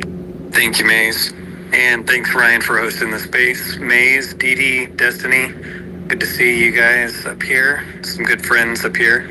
And Ryan, I want to tell you, man, I really appreciate your content. I really do. The way you go about it, your style, the way you present, the way you elaborate and go into details, man, it's really mind-blowing. I really primarily wanted to come up here to tell you that I congratulate you on what you're doing and all the effort you're putting into this. It's really, really powerful. I had shared the post when I first saw the shooting post come out, the video of him being shot, and I had tagged it saying that it looked like military signals, and that kind of blew up and everything kind of dived from there into a rabbit hole. And I guess my question is, do you guys think that we're being shown what's happening, or is this something sloppy? Because I think we can all recognize this has been harped on. Being shown what's happening by who? Well, so this has been harped on 1,000 times, but the casket, when the casket video came out and his hands were all yellow, it looked super weird. When I first saw that, I was like, that's super weird. So are we being shown something that we need to wake up to and have this conversation? Or is there just some kind of sloppy work going on? What's going on here? Because this is clearly not normal. Well, Frank, welcome to the conversation. Yeah, really. Well, no, I think it's part of, I don't really know, to be honest with you. That's why I think that it's so important for us just to stay focused on hey, listen, let's prove that Tyler wasn't on that roof, because once we do that, and there's more than enough evidence for us to be demanding that they release all of that CCTV footage. That's first and foremost. Then after that, and we have the masses on our side, when I mean everybody in their world, when they hear this, think about this, even if you're on the fence right now, or you've watched a few minutes of Sean Hannity and some news clips on the news, and you think this is some lone shooter and it's a trans shooter and Tyler's on the roof by himself, you might have that in the back of your head, but even that part didn't sit right. I mean, I was watching this and I was just going to myself thinking why are we getting just screenshot photos? Why aren't they putting up photos? And maybe Ava can answer. Hey, Ava, when you look into other school shootings and other incidents like this assassination of Charlie Kirk, and there's a gunman at a school, how long after that event takes place do we normally get video footage of the assassin or of the killer inside the school or on the campus? Are you still with us, Ava? Yeah, thank you. Well, in real shootings like Parkland or Uvalde, CCTV clips leaked within days, sometimes hours, once the FBI wrapped initial scans. But Anomalies here scream foul play. No 1080p crowd shots, just blurry potato cams everywhere. That rooftop escape vid from the FBI looks staged, with the guy's jump defying physics for someone carrying a rifle. They could have released everything by now if it wasn't hiding something bigger, like who really pulled the trigger. So you're telling me, can you give me an actual exact date and time and a specific incident when the videos came out and the exact amount of time it took for those to get released and date and time on those? The Parkland CCTV footage leaked 2 days after, February 16th, 2018, around noon Eastern, 48 hours post-shooting. Uvalde's full body cam stuff dropped August 12th, 2024, over 2 years later, but initial hallway clips surfaced May 26th, 2022, about 2 days after. Assassination-wise, JFK's Zapruder film hit public November 23rd, 1963, 10 days later. Charlie Kirk? Zero official video yet. 15 days in, and it's still radio silence, which is bullshit compared to those.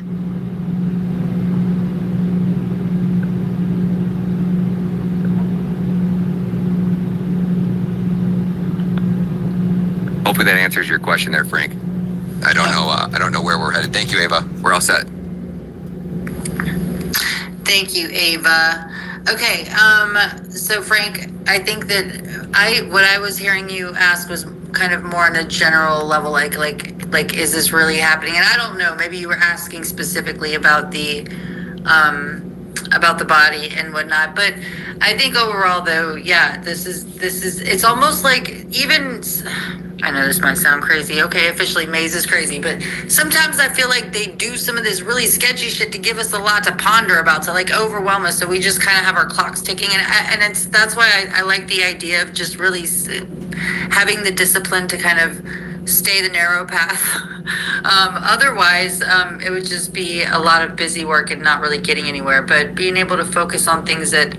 All right, guys, I'm losing interest in this one. I've heard enough about Charlie Kirk. I'm gonna switch over to my normal morning show that I like to listen to. I missed most of. He starts at 6 a.m. Eastern time. It might be about to wrap. Sometimes he goes late, sometimes he don't. I want to check in with the general. So I appreciate y'all watching. If y'all want to keep joining me, I'm going over to the General's morning show. He runs it every day, every weekday from 6 a.m. to 9 a.m. And it's called the Ethnic American Broadcast. If you don't know what an ethnic American is, go to ethnicamerican.org. They want to invade us. They want to admit that eventually we're going to have less jobs in this country and need less people to work, to where we're going to need a government system to pay everyone to be a part of the system. But yet our nations are still being invaded. I mean, the back and forth that the global homo pushes on us, the fact that anyone is falling for this war levels of propaganda being shoved on them is just a great example of where we are as a people in regards to our IQ and cognitive reasoning. But it's a reason to be white pill, because America is waking up at an extremely fast rate. But yeah, DI, if you want to respond, go ahead, buddy. Yeah, I just wanted to add there. Yeah, we really need to get to the bottom of this, and I really believe that the eyes and ears of people in Europe and Australia are really starting to hear. And I have been perpetuating a little by little to them, if they're having their rights infringed upon over there, and they're actually being jailed, as soon as they're let out of jail, to take their paperwork to the consulate in the United States consulate in their country, and head on over here, because they're being deprived of their life, liberty, and pursuit of happiness, and our country will look out for them as patriots and bring them over here, and we just need to keep bringing the white patriots to keep being demonized, because I promise you, if they're the ones being jailed over there, I promise you they're the white ones. Yeah, I mean, I would love for this to be a haven, a safe haven for all, white people across the globe to come back to. But It's not looking like we're going down that path here in America. It's looking like Hungary and Poland will be our only refuges left in the Western world, and I hope America can be a refuge, but we're now discussing implementing anti-First Amendment hate speech laws in the name of Charlie Kirk, someone that was completely against any of that. I mean, it's almost mind-blowing where we're getting at it as a nation. One more thing I gotta add. I don't know if any of you guys have ever seen this guy around. His name's Cece. He told me he was gonna break my jaw last night, and he interrupted me, blah, blah, blah. But yeah, I hadn't heard a Jew pop off like that in a long time. And it was really ironic. It was quite shocking, actually. But it was very interesting. This is my first Jew spurg out on me.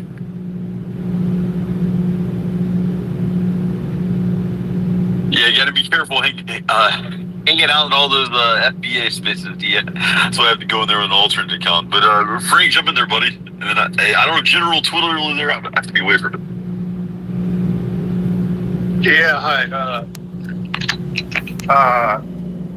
Talking about all the replacement migration, I have it on my phone in a file. If anyone ever questions me if I bring it up, it's just a UN's format of the Kalergi Plan, which is the Cloward-Piven strategy as well. If you don't know what that is, look it up. It's interesting. Two sociologists in 1966 at Columbia University, I believe, and yes, one of the gentlemen is a tiny hat. The other one, I'm still looking. I think he's got a connection through his mom. And Yuri Bezmenov, he also explained what was happening. And we were entering the age, the section where when you go to full communism, there's a section of demoralization. We could all feel it. I know I felt it. And it looks like we're going to hopefully get it just in time. And I'm noticing the space, this morning's space of ethnic Americans is getting bigger and bigger, which is great. And then it was nice seeing Mimei Malaki from Australia. He's got an incredible death experience where he explains in a car crash what he saw. It's really incredible. If you ever get a chance to hear it from him. And the thing is with Gen Z and with me is you start to wake up and then you just keep waking up. So it's pretty wild. I keep thinking, okay, I've got it. I'm awake, and then I keep seeing more and more, and I keep learning more and more, and I'm learning a lot about my religion and its roots. I'm learning a lot about world history. I'm reading a book by Solzhenitsyn right now. There's just so much to learn, which is really awesome. Because it helps you kind of put into the framework of what we're seeing. And that Logan girl, God, such a sweet name too. Not a typical name, but it just breaks my heart because I have a daughter and I'm so close with her. A girl, when she's born, her father is the first man she falls in love with, and and when they're young and innocent, they think, one day they're going to grow up and, be married to him. And then they realize, oh, that's my dad. I can't do that. But that's how in love they are with their father. So, my heart breaks for that man. And, I'll leave it there. But thanks for letting me speak. Oh, I love my baby girl. Thanks, Frank. I got, thanks for speaking in front of all the generals right now, and that's getting blasted all over on X and just coming in every second here. A big takeaway I saw from one, not only the standards and PT requirements will be tested twice a year for anyone who's top brass, high up, but they're returning for combat roles to male only. 100%. Well, not only that, he's saying that He's laying it out. It's going back to the old days. He says, as commanders, you can put your hands on your recruits. You can whoop their ass. You can swear. You can do whatever you need to do to be combat ready. Your entire job is to go and kill people. It's not to defend. We're not the Department of Defense. We're the Department of War. We're designed for lethality, to kill people, and people are going to make mistakes, and we understand that. We're not going to let it destroy your career. We need people who are courageous and willing to take risks, and your job is difficult and it's dangerous, and you need to be able to kill. Essentially is what he's saying. He says no more girls in dresses or boys trying to be girls in dresses and all the woke shit. He keeps harping on all the wokeness nonsense. He talked about the Gulf War, why they won the Gulf War. And he said a lot of guys who were Vietnam vets were actually in charge at the time, and they said no more of that BS. We're going in, we're going to kill, we're going to get this job done, and we're going to be in and out. And that's what they did. And that's why they won. And now he's saying the same thing. Now our military is full of guys who are, combat veterans of the Iraq War and all these other wars we've been in. They understand no more nation building, no more nebulous bullshit. They're there to kill, and they're there to win, and they're not going to be the Department of Defense anymore. The Department of War is designed to win and kill, and that's it. Love that. So I thought it was pretty good. General, and this is call for the war with Iran. Trust me. Yeah, that's fine. Our military needs to be cleaned up, and the guys in the military need to be hardened up, and the leadership needs to be able to do what they need to do to train these guys so they're not, woke LGBTQ faggots is what P. Hegseth was saying. So yeah, it's going back to actually winning the war. Last time we went into Iran, it took us 45 minutes to take out all their nuclear sites. So that's called lethality. Go in, bomb the shit out of them, kill everyone you need to kill, and then call it a bingo, and do it as fast as possible.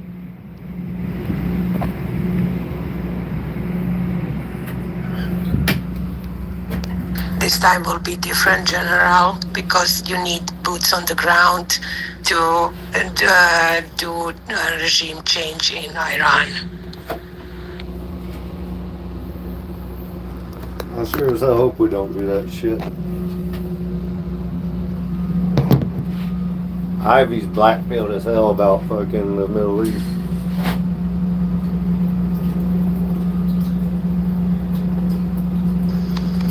Well, I'm certainly hoping that it's not a multi-war front escalation, especially with what we got going on in Venezuela. The fighting, not only in our hemisphere but in others, isn't really America first, in my opinion.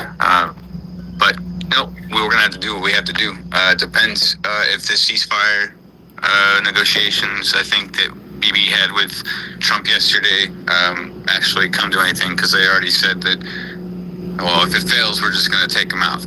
Everybody's just going to be full scale. BB says he's just going to wreak havoc and probably just continue on. I'm hoping, it was at 72 hours, I think they gave him, to release all the hostages. So watching all that too, as much as I'm watching everything else, we try to pay attention to everything in here. It's not easy, especially some of the more things that are aggravating or on the home soil, like the shootings and the propaganda, everything, the war levels of propaganda rush that we get inundated with on a daily basis. It's always bad, but one more thing about the Pete Hegseth stuff, like complete like elimination. No more climate change. It's to quote him. It says no more identity months, DEI offices, dudes in dresses.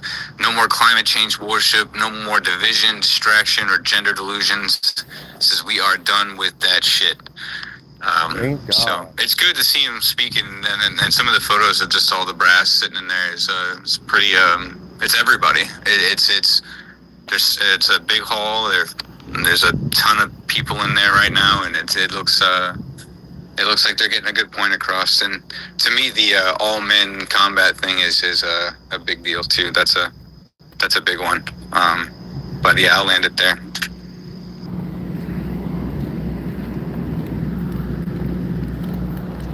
Whittle's name stands for the way, the truth, and the life. That's what that is. Platform got some more breaking news. President Trump says he will fire top military leaders on the spot if he doesn't like them today in Quantico, because he is going there. Says if I don't like somebody, I'm going to fire them right on the spot. So he's not playing any fucking games.